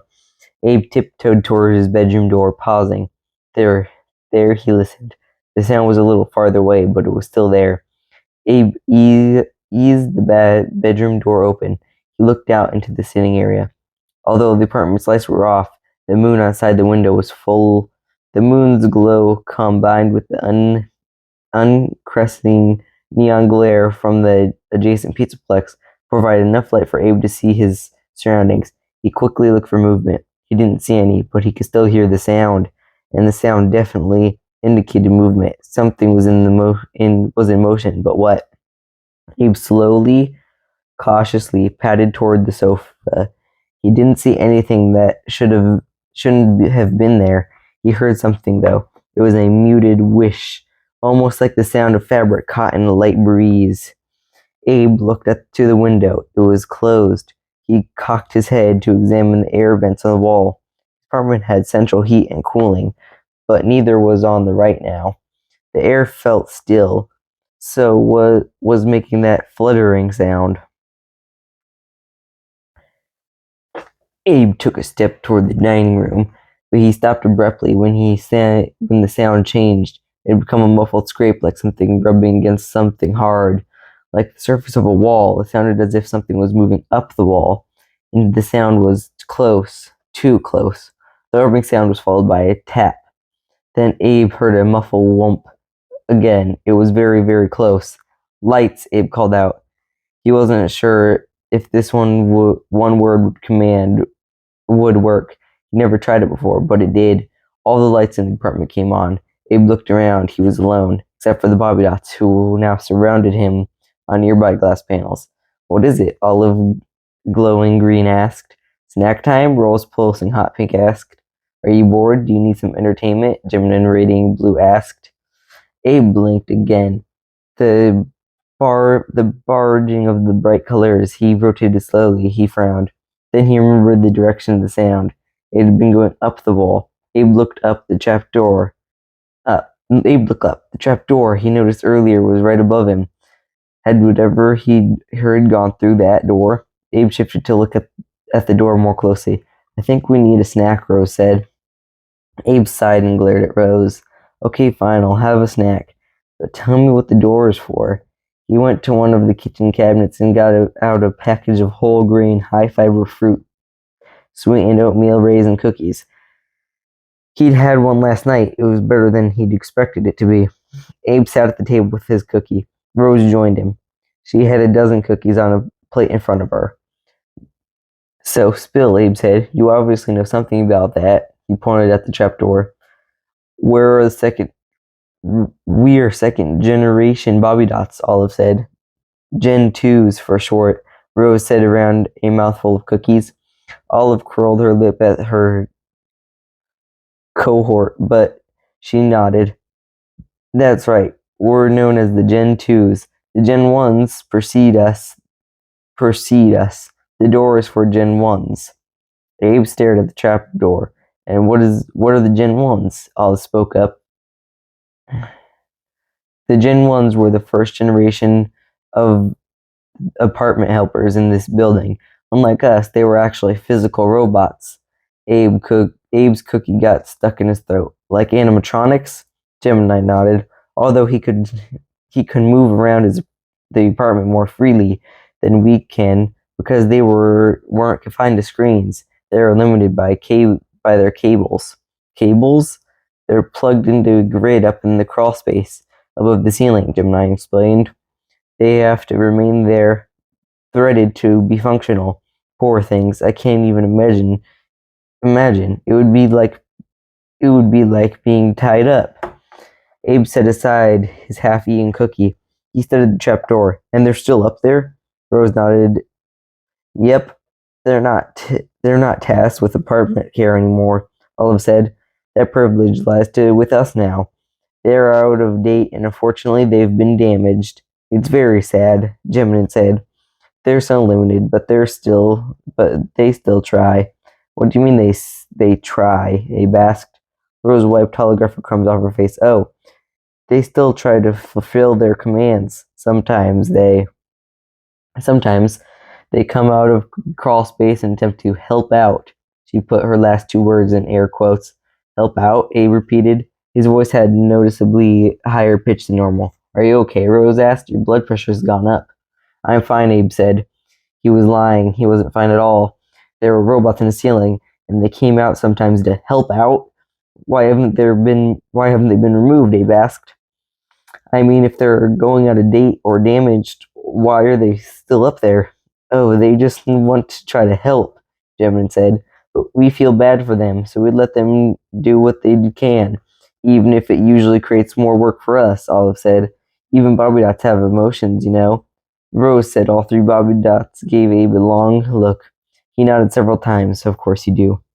He cleared his throat and stood. I need to get back to sleep. Abe glanced up at the trapdoor again. It was still closed. Even so, Abe's stomach clenched. He took a deep breath and headed for the bedroom. Go ahead and turn off the lights after I'm in bed, please, he told the Bobby Dots. Okay, Rose called out. Good night, they all sang out. Abe hurried to his bed, dived under the covers, and pulled his blanket up to his chin. He stared at the darkened ceiling. Was he really safer in this apartment than he had been in his rubber tire fort?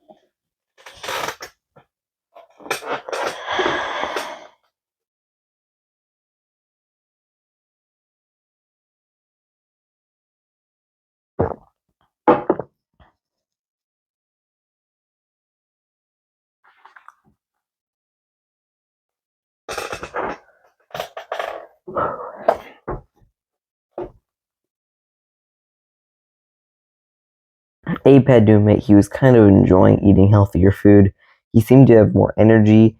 He had felt cleaner. Consequently, he didn't mind that Rose had now prepared for him lists of acceptable foods, and she set out daily menus for him. Today's menu included an apple to go with his whole wheat toast and 2 scrambled eggs.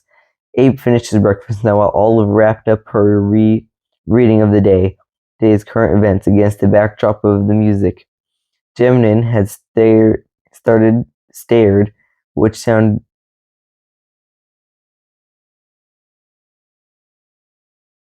against the backdrop of the music Geminin had started, which sounded like eclectic piano music. It was fine, but it wasn't something he would have chosen. A wasn't sure Geminin's parameters were set quite right.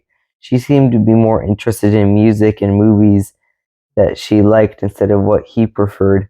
Although Rose provided all Abe's healthy food, she didn't limit herself to his nutritious choices. This morning she was wolfing down 2 large cinnamon rolls. Abe walked over to the sink and shoved his apple core down into the garbage disposal. As soon as he put his hand past the rubber cover, the disposal came out. Abe yelped and wiped his hand up. "Hey," he yelled. Abe looked at the garbage disposal switch. It was on. He hadn't touched it. "Rose," Abe said, "why did you turn the garbage disposal on?" Abe looked up. "Did I?" Her huge eyes looked even bigger than usual. She had cinnamon roll frosting on her upper lip. "It came on," Abe snapped.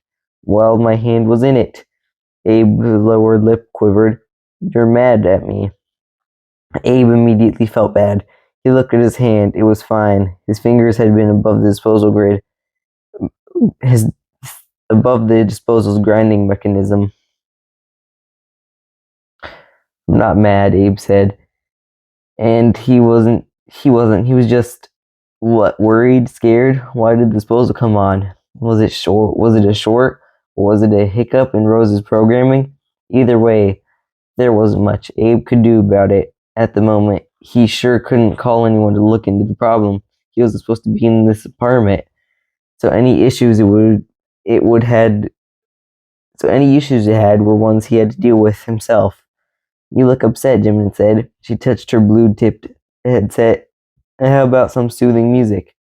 Something with a lot of violins started playing. Abe wanted to plug his ears. "No music."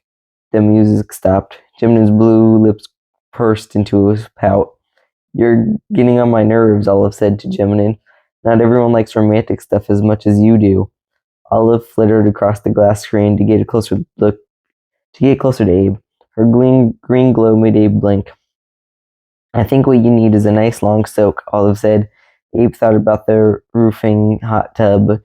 "If only your tub is jetted," Rose said, as if she'd read his mind.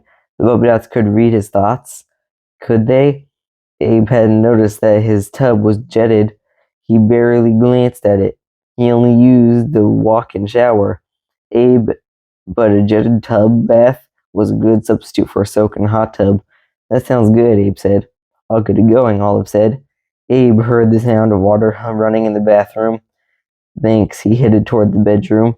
The bobbydots followed, Abe moving from screen to screen. The bobbydots followed Abe, moving from screen to screen. In the bedroom, they clustered on the screen next to the bathroom door. Abe looked at the hovering bobbydots. "Some privacy, please." "This means lunch will be late, doesn't it?" Rose asked, only the hint of whine in her voice. Just a little, Abe said. I guess I'll survive, Rose said. Jim and Olive sighed. All three Bobby Dots disappeared. A few minutes later, Abe was soaking up in his shoulders. Still not interested in being alone with his thoughts, Abe had brought a paperback mystery novel into the tub with him. He stretched out and let the water beat the tension out of his muscles. While he lost himself in the fictional detective investigation, Abe was so caught up in the hood unit that he didn't notice the water was getting hotter until sweat dripped off his nose and landed on the page he was reading. He frowned and put his hand in the water. He definitely felt hotter. Did it have a thermostat? Rose, Abe said, could you please turn down the temperature of the water? Rose popped up on the nearest glass panel. Oh good, you're getting out soon. The food is, I'll be a little longer. I think I just need temperature lowered. Rose sniffed, nodded, and disappeared. Abe settled back, but then he squirmed. The water got even hotter. I said down, not up, he said. Rose didn't appear, and the water got hotter. Too hot. Way too hot. Wincing in pain, Abe scrambled out of the tub. He'd barely gotten out of the water before it began to boil. Feeling like his skin was on fire, Abe flopped onto the plush gray bath mat next to the tub. He stared in horror as his bright red lower body, and he stared at his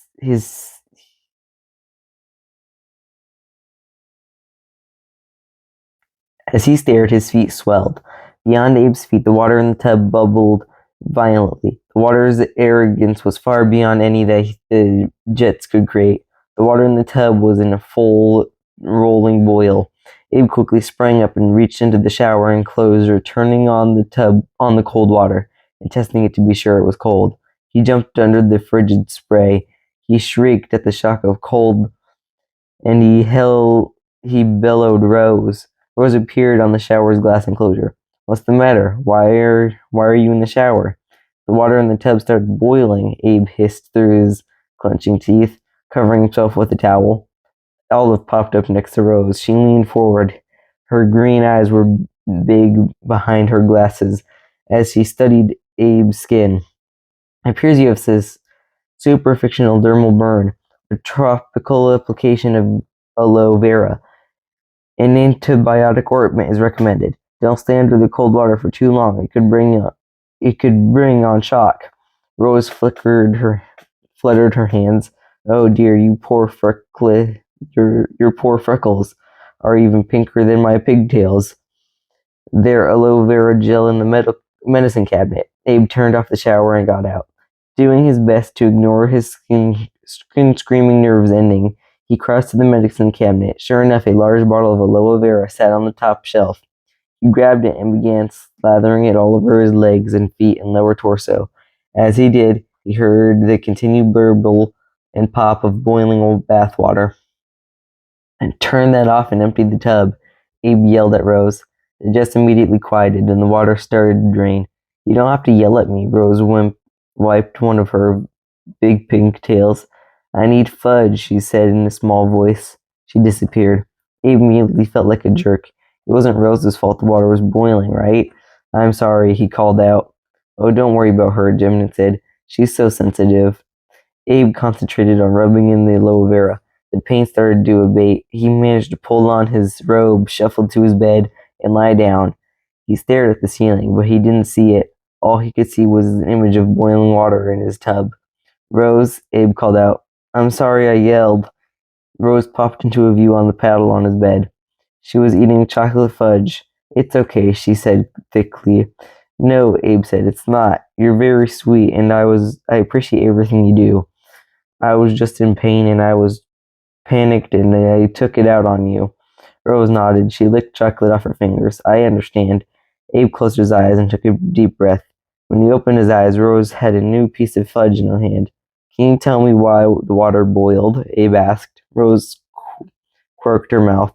I'm really sorry. It was the Gen 1s. But I didn't see a Gen 1, Abe protested. He hadn't had his eyes closed in the tub. He'd been reading. He'd have noticed if a robot had come in.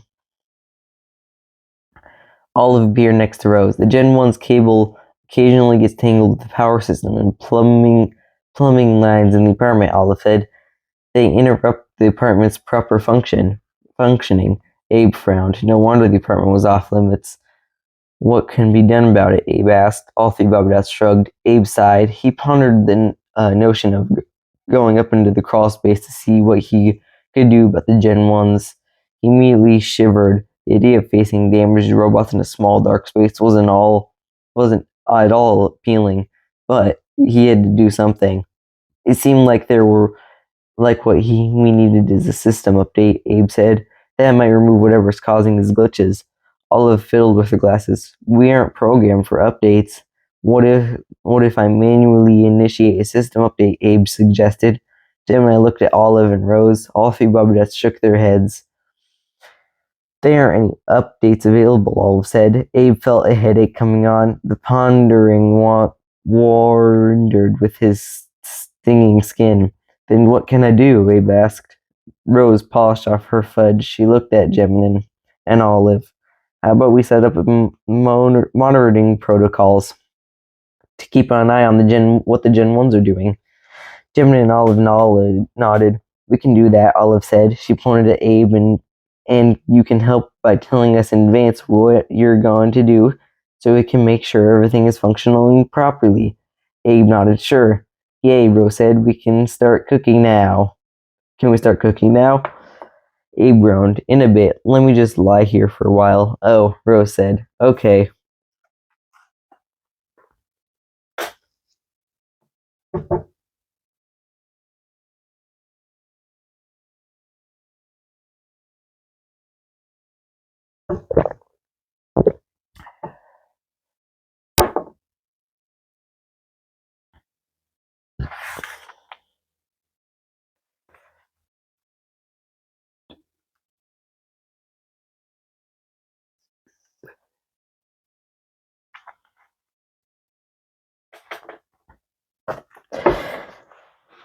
Abe groaned.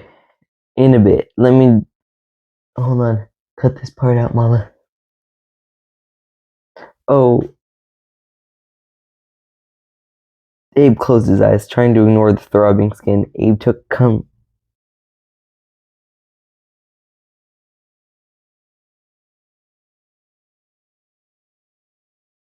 Okay, cut this part out too. Begin. Abe closed his eyes, trying to ignore his throbbing skin. Abe took comfort in knowing that the bobbydots would try to help protect him from the apartment's problems, but it wasn't lots of comfort. The truth was that Abe was more than a little freaked out. What if he'd fallen asleep in the tub? He could have been boiled alive. He opened eyes and looked around the room. Even the greener grass has weeds, he whispered. His mom was right. Speaking of his mom, Abe sat up and reached for his laptop. He opened his emails. He stretched his fingers over the keyboard and typed, Hi, Mom. Then he stopped. What was he going to tell her about his day? He wasn't going to tell her about what had happened. Hey, Mom, I nearly had my hand chewed off by a garbage disposal, and I was almost boiled alive. Didn't seem like a good idea. Abe thought for several minutes. Finally, he started typing. Tonight was spaghetti night at the care center, right? I know you love spaghetti, like I do. Tonight was bath night, too. I hope you had a nice, relaxing bath. I had a good hot bath tonight, Mom. And when I got out, the bobbydots gave me something nice for my skin. They're really taking care of me. He rolled his eyes at his ominous in his story, but he didn't lie. Abe ended his email and looked around his bedroom. He sighed. No matter what he told or didn't tell his mom, he had to admit to himself that the apartment had felt like a sanctuary, no longer felt safe. He couldn't help but wonder what was going to happen next. Abe was teaching Preston how to fix the generator in the pizzaplex daycare, or at least that's what he was supposed to be doing. Unfortunately, Abe was so distracted that Preston was learning all the wrong ways to fix the generator. Why are the generators in the play structures? Preston asked. Abe looked up from the generator he was kneeling in front of. Huh? The area around them was surrounded in darkness. Only their flashlights illuminated the generator. I mean, it just seems like a weird place to put a generator. Here, where the kids are playing, Preston said. Abe shrugged. He gestured at the chaotic and colorful play area around them. Does anything about this make sense? Preston shook his head, but he didn't say anything. He clearly thought criticizing his new workplace was a bad idea. Filled with screaming kids, the daycare was a carnival-like space filled with climbing structures, caves, ropes, bridges, ball pits, slides, and all manner of corporations for kids to explore. That in itself wasn't so odd.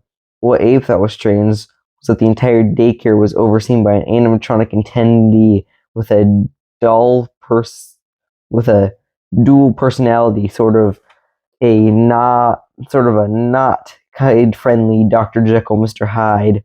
In its happy incarnation, the attendee was the sun. The character had somewhat of a deformed, round, grinning face, surrounded by yellow triangles, clearly intended to mimic the rays of the sun. The sun wore billow red and yellow striped pants, and clown-like in its appearance and demeanor.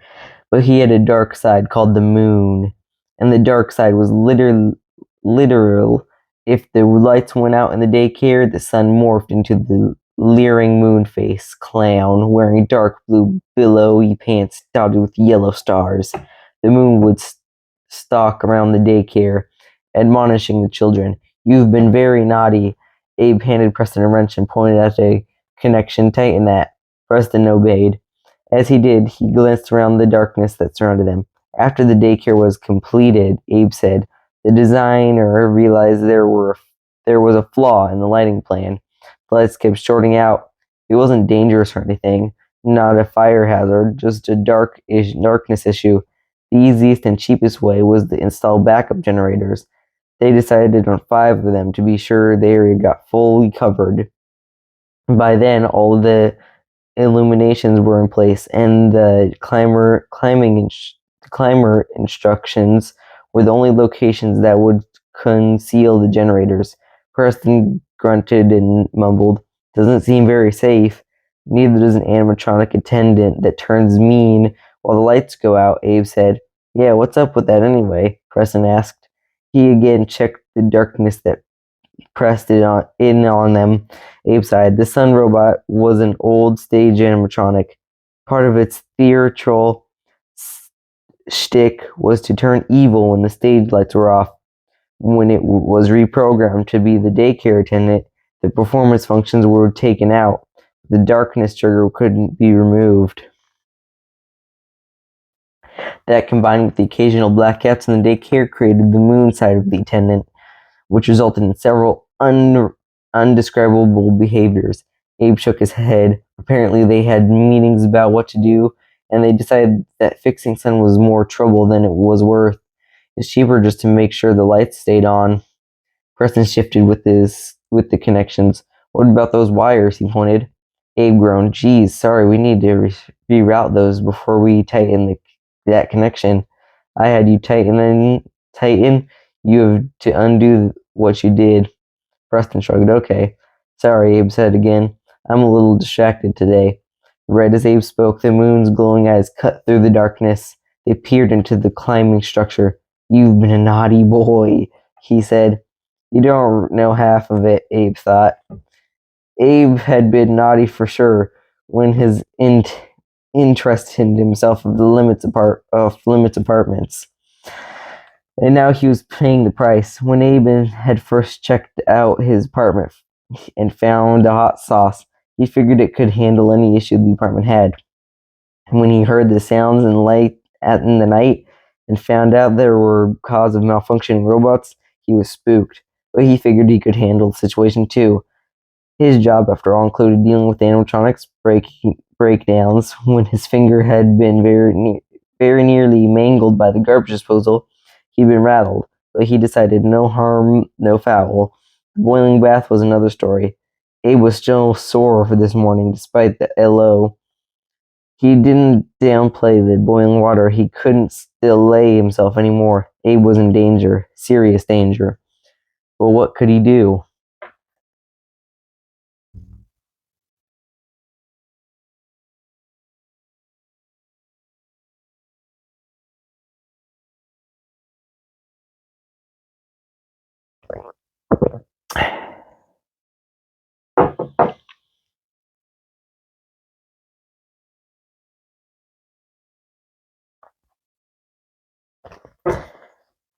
Any reasonable person would have moved out the apartment. He knew that. Having a cushy place to live wasn't worth seriously injuring or even death.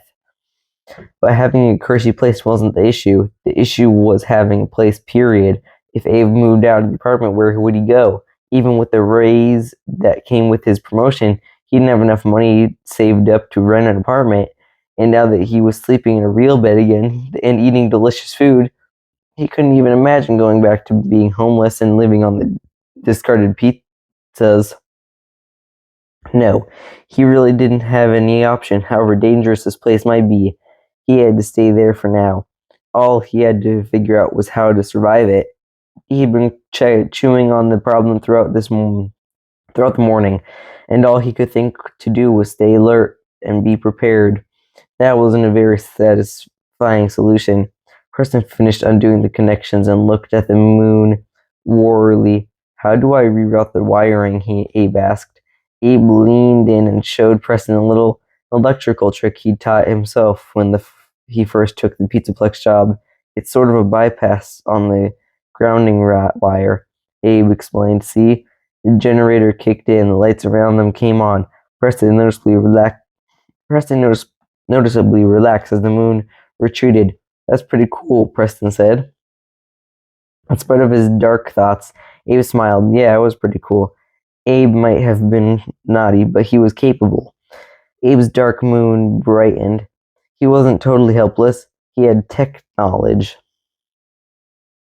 Whatever the apartment threw at him, he had the smarts to handle it. With the bobbydots helping him, he'd be okay. Or at least he hoped he'd be.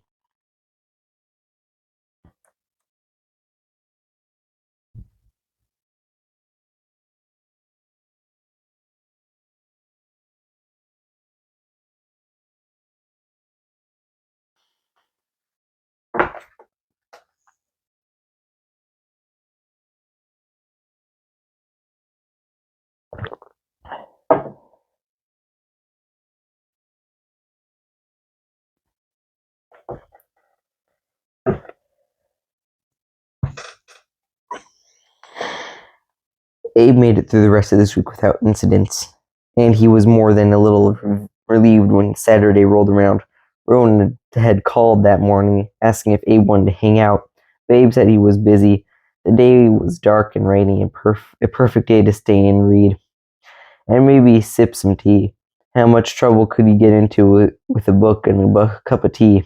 After grabbing his novel, Abe wandered into the kitchen. The bobbydots chatted as usual, followed him. I don't like rain, Olive said. It causes sad. She flicked her green pigtails. You mean it makes you sad? Abe said. No, I mean it causes sad. Seasonally affected, distorted. The lack of natural light dampens the mood. Jeminin's blue-lipped mouth opened wide as she laughed. Dampens. That's a good one. Rose giggled. I get it. Rain dampens. She clamped her pink-tipped hands and squealed. Oh, I know what you should do. Abe, you should bake cookies. Rainy days are great for baking. What do you care if he bakes cookies? Jeminin asked. You can't eat any of them. Rose stuck her nose out at Jeminin. You're mean. Cookies actually sound pretty good, Abe said. I'll make some tea to go with them. Yay, Rose clapped her hands. Abe smiled and headed to the kitchen. A stainless steel tea kettle sat on the gas cook stove.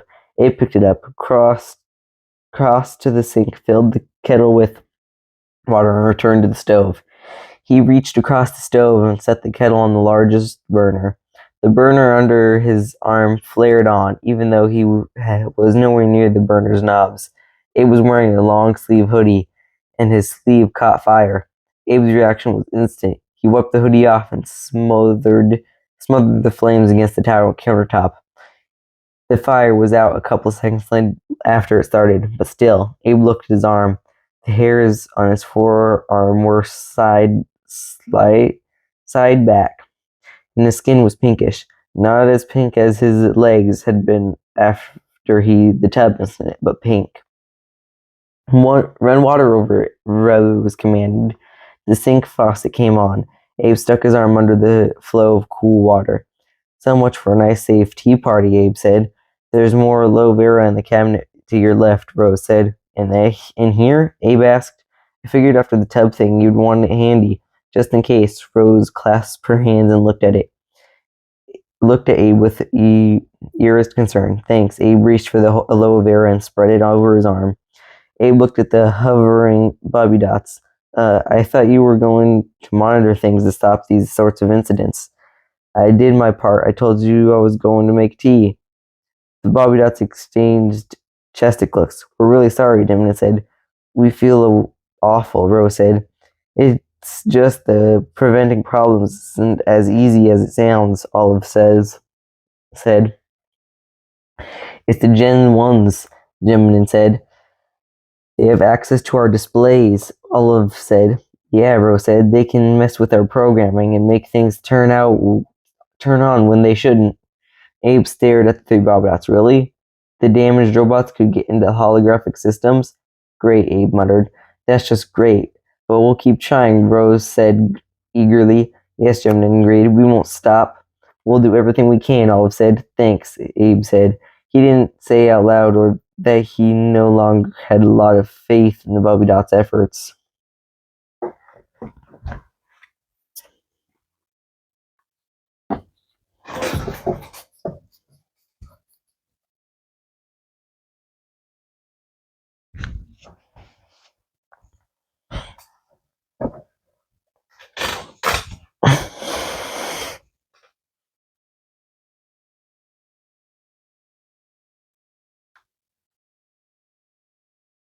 Three more pages.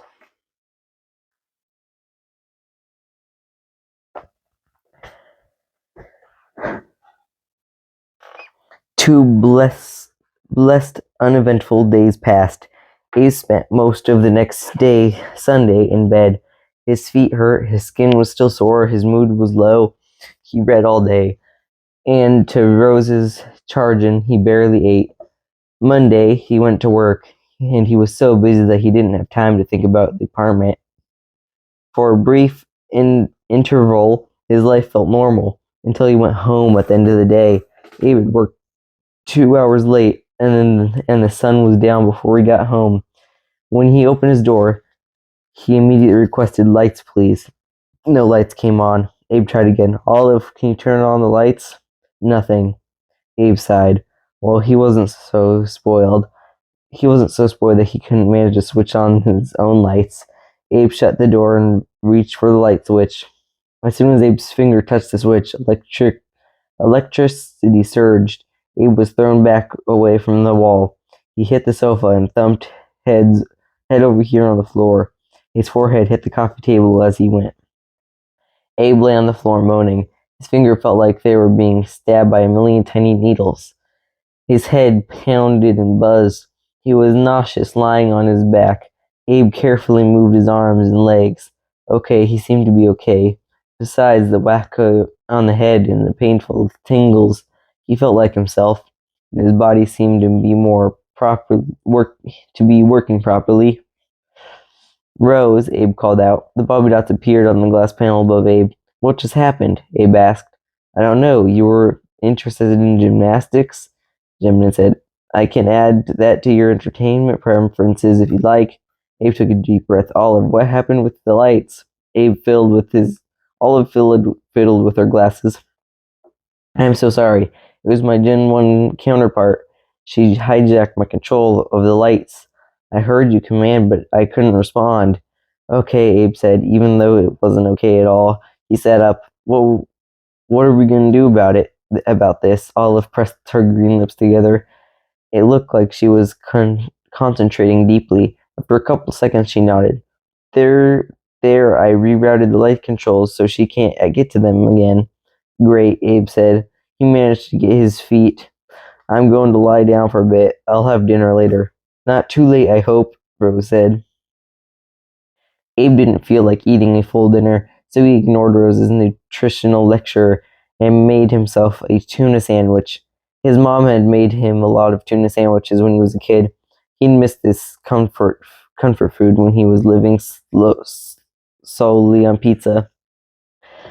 Halfway through his sandwich, Abe looked at the Bobby Dots. We need to have a household meeting. Meetings are good, Olive said. It's a useful way to discuss strategies and make plans. I'm glad you approve, Abe said. We can have a meeting with just a sandwich, can we? Rose protested. Can we have snacks too? Knock yourself out, Abe said. Rose protested. Rose frowned and cocked her head. That means go for it, Abe explained. Oh, goody. Let's have popcorn, Rose said. That's a perfect snack for you, Jim said to Rose. That's as full of error as you. Rose ignored the jib.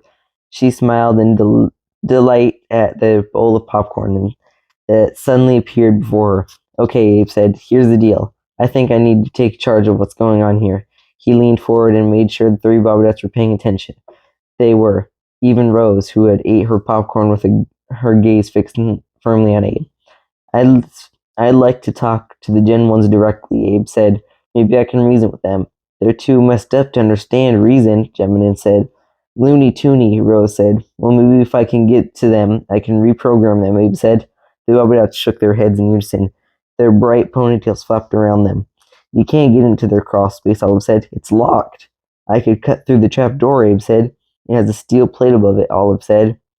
Abe sighed. Okay, well, why do the Gen 1s want to hurt me anyway? What did I do to them?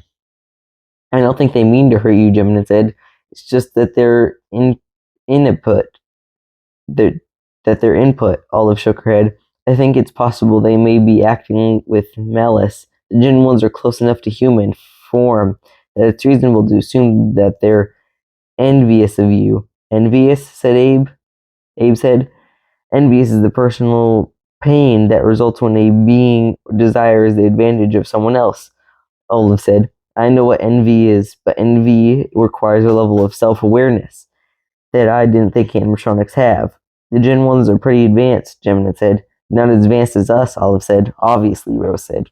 I'd be glad to research the varying manifestations of envy if you like, Olive said. Abe shook his head. I think the Gen 1s think you're Landon, Rose said. Abe looked at her. What makes you say that? Rose shrugged. I don't know, it just popped into my mind. Why would the Gen 1s want to hurt Landon? Abe asked. Landon didn't have freckles, Gemini said. Oh well, that explains it, Abe said. He chuckled. He shook his head, amazed that he was actually having fun, even in the midst of a serious crisis. The Bobby Dots were a hoot, and he enjoyed them. At least he wasn't in this dire situation alone. Abe reached for the last of his sandwich, but as he did, his stomach roiled.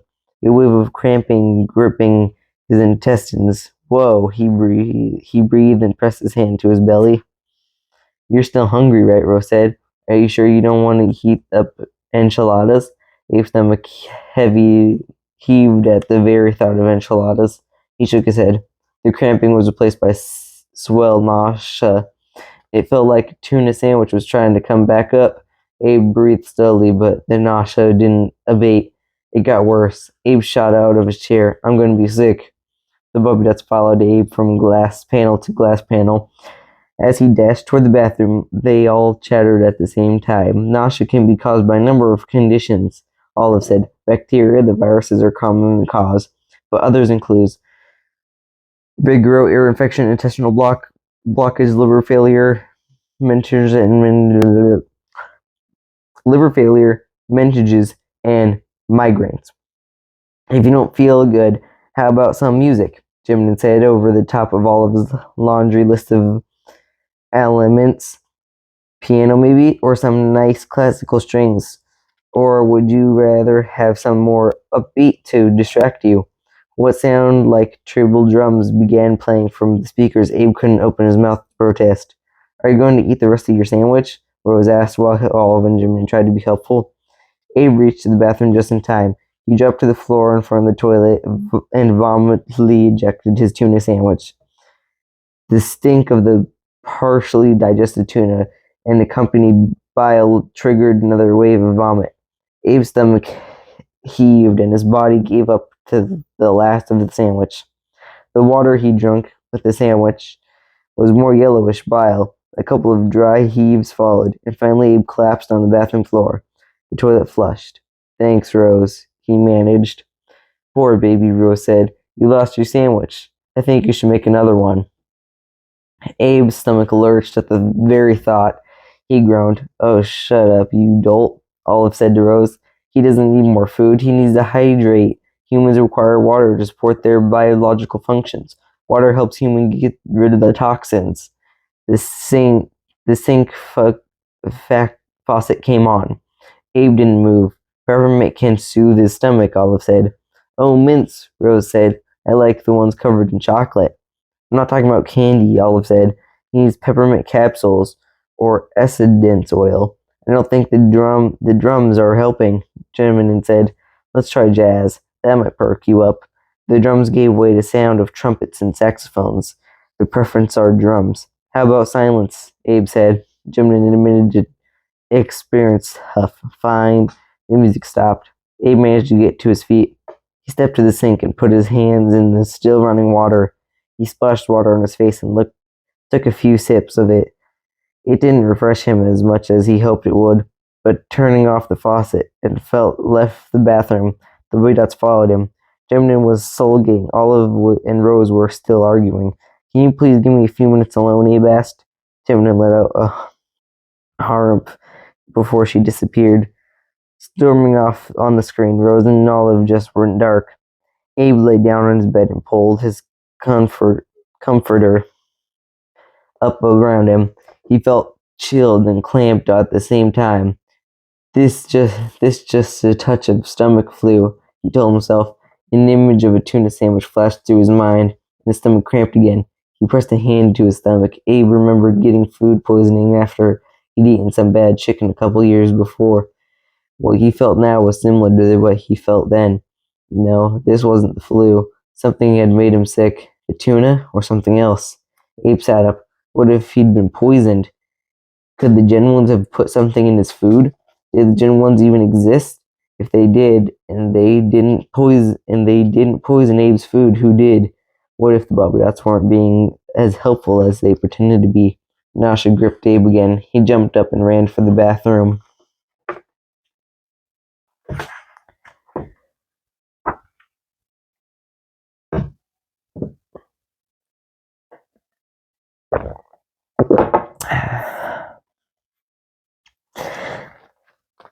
A week later, Abe sat at the desk in the small home office, trying to write an email to his mom. It wasn't going well. Writing around what was really going on was getting harder and harder. He sure couldn't tell her the truth. How was my apartment trying to kill me? He thought. Let me count the ways.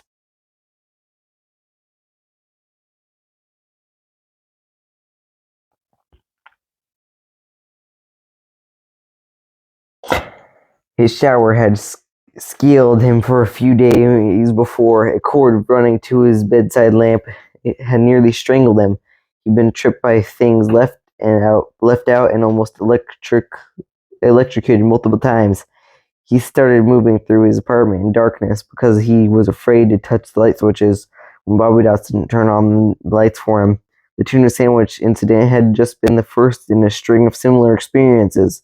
He was so sure his food was being poisoned that 3 nights before he'd started bringing home takeout for dinner, and he only ate sealed packaged foods for breakfast, against all his nutritional advice. Abe started typing. "Because I'm making more money now, I've been treating myself to takeout food. You remember how getting Chinese food in those cartons was always such a treat when I was little?" Abe stopped and looked at the back of his hand. His skin was tender from the scalding. His head and his muscles and joints ached. His stomach was skittish. He was a wreck. Moaning, he sat back in his chair and looked around. He loved having an office in his apartment. and the one he had now in the pizzaplex was great too. Abe's new position had come with a larger desk and a semi-private cubicle. He had a new plush desk chair that didn't squeak, and he had a better view of the Fazplex Tower, where he now lived. This was everything he'd been wanting. He started typing again. Mom, I can't believe I'm living the dream I had for so long. I have a nice desk now with a view of my apartment building. I can't believe I actually live in the Fazplex Tower. It doesn't seem real. Abe stopped typing. He couldn't tell his mom what he was really thinking. The truth was that his ideal life had turned into a nightmare. But what could he do about it? Abe couldn't move out of the apartment. He had nowhere to go. He couldn't ask for help because he wasn't supposed to be in the apartment in the first place. Abe's only source of help was the Bobby Dots. The Bobby Dots continued to be fun and iterative as he appreciated them. Abe tried another few words. The Bobby Dots are such a big help. He stopped. The Bobby Dots were trying to help him, weren't they? The problem was that Abe was doubting his Bobby Dots more and more. He wasn't so sure they were on his side. Thinking back over everything that had happened, Abe realized that he'd seen no evidence of the Gen 1s. For all he knew, the Bobby Dots had made them up. The Bobby Dots were just so invasive. Abe didn't like the way they tried to distract him from certain questions. The Bobby Dots also didn't seem to tolerate criticism very well. They got their feelings hurt way too easily. What if they were trying to punish him for his so-called lack of appreciation? If the Bobby Dots were the ones causing all the problems, Abe was in a world of hurt. He couldn't move out without the Bobby Dots on his side. He didn't have any help to deal with the dangers. Abe was stuck and alone, terrified. How much more could he take? Abe looked back at his email. I need to get back to work, Mom. Abe typed. I have some planning to do. I love you, Abe. Abe hit his hand and closed his laptop. He took a deep breath. He wasn't lying about the planning. He had to find a way to get to the bottom of the Bobby Dots malfunctions and stop them. The accidents were getting worse and worse. He might not survive the next one. Abe needed to catch the Bobby Dots in their lie and figure out a way to trap them. Before they killed him, exhaling, Abe leaned back in his chair again and closed his eyes. He rolled his mind to come up with a way to catch the Bobby Dots in the act of sabotage. How could he outsmart them? Because his eyes were closed, Abe didn't notice the tailing end of a cable flip past the office doorway. He also didn't see the cable slither upward to disappear through the partially open trap door. He did, however, hear the click of the door closing. Abe's eyes shot open. He leaped out of his chair, hurried into the kitchen, and looked up the trap door. He had just imagined that sound. Abe looked around the darkened Bobby Dot screens. He rubbed away the goosebumps that suddenly covered his arms. So guys, thanks for watching. Like, comment, subscribe, hit the notification bell. Follow us on Twitter at the Funky Play Bros. Follow us on Instagram and TikTok at the Funky Play Brothers. Support us on Cash App at the $ Funky Play Brothers so we can have more unboxings, more taste tests, more reading Thursdays, and for support. Thank you for watching. Bye.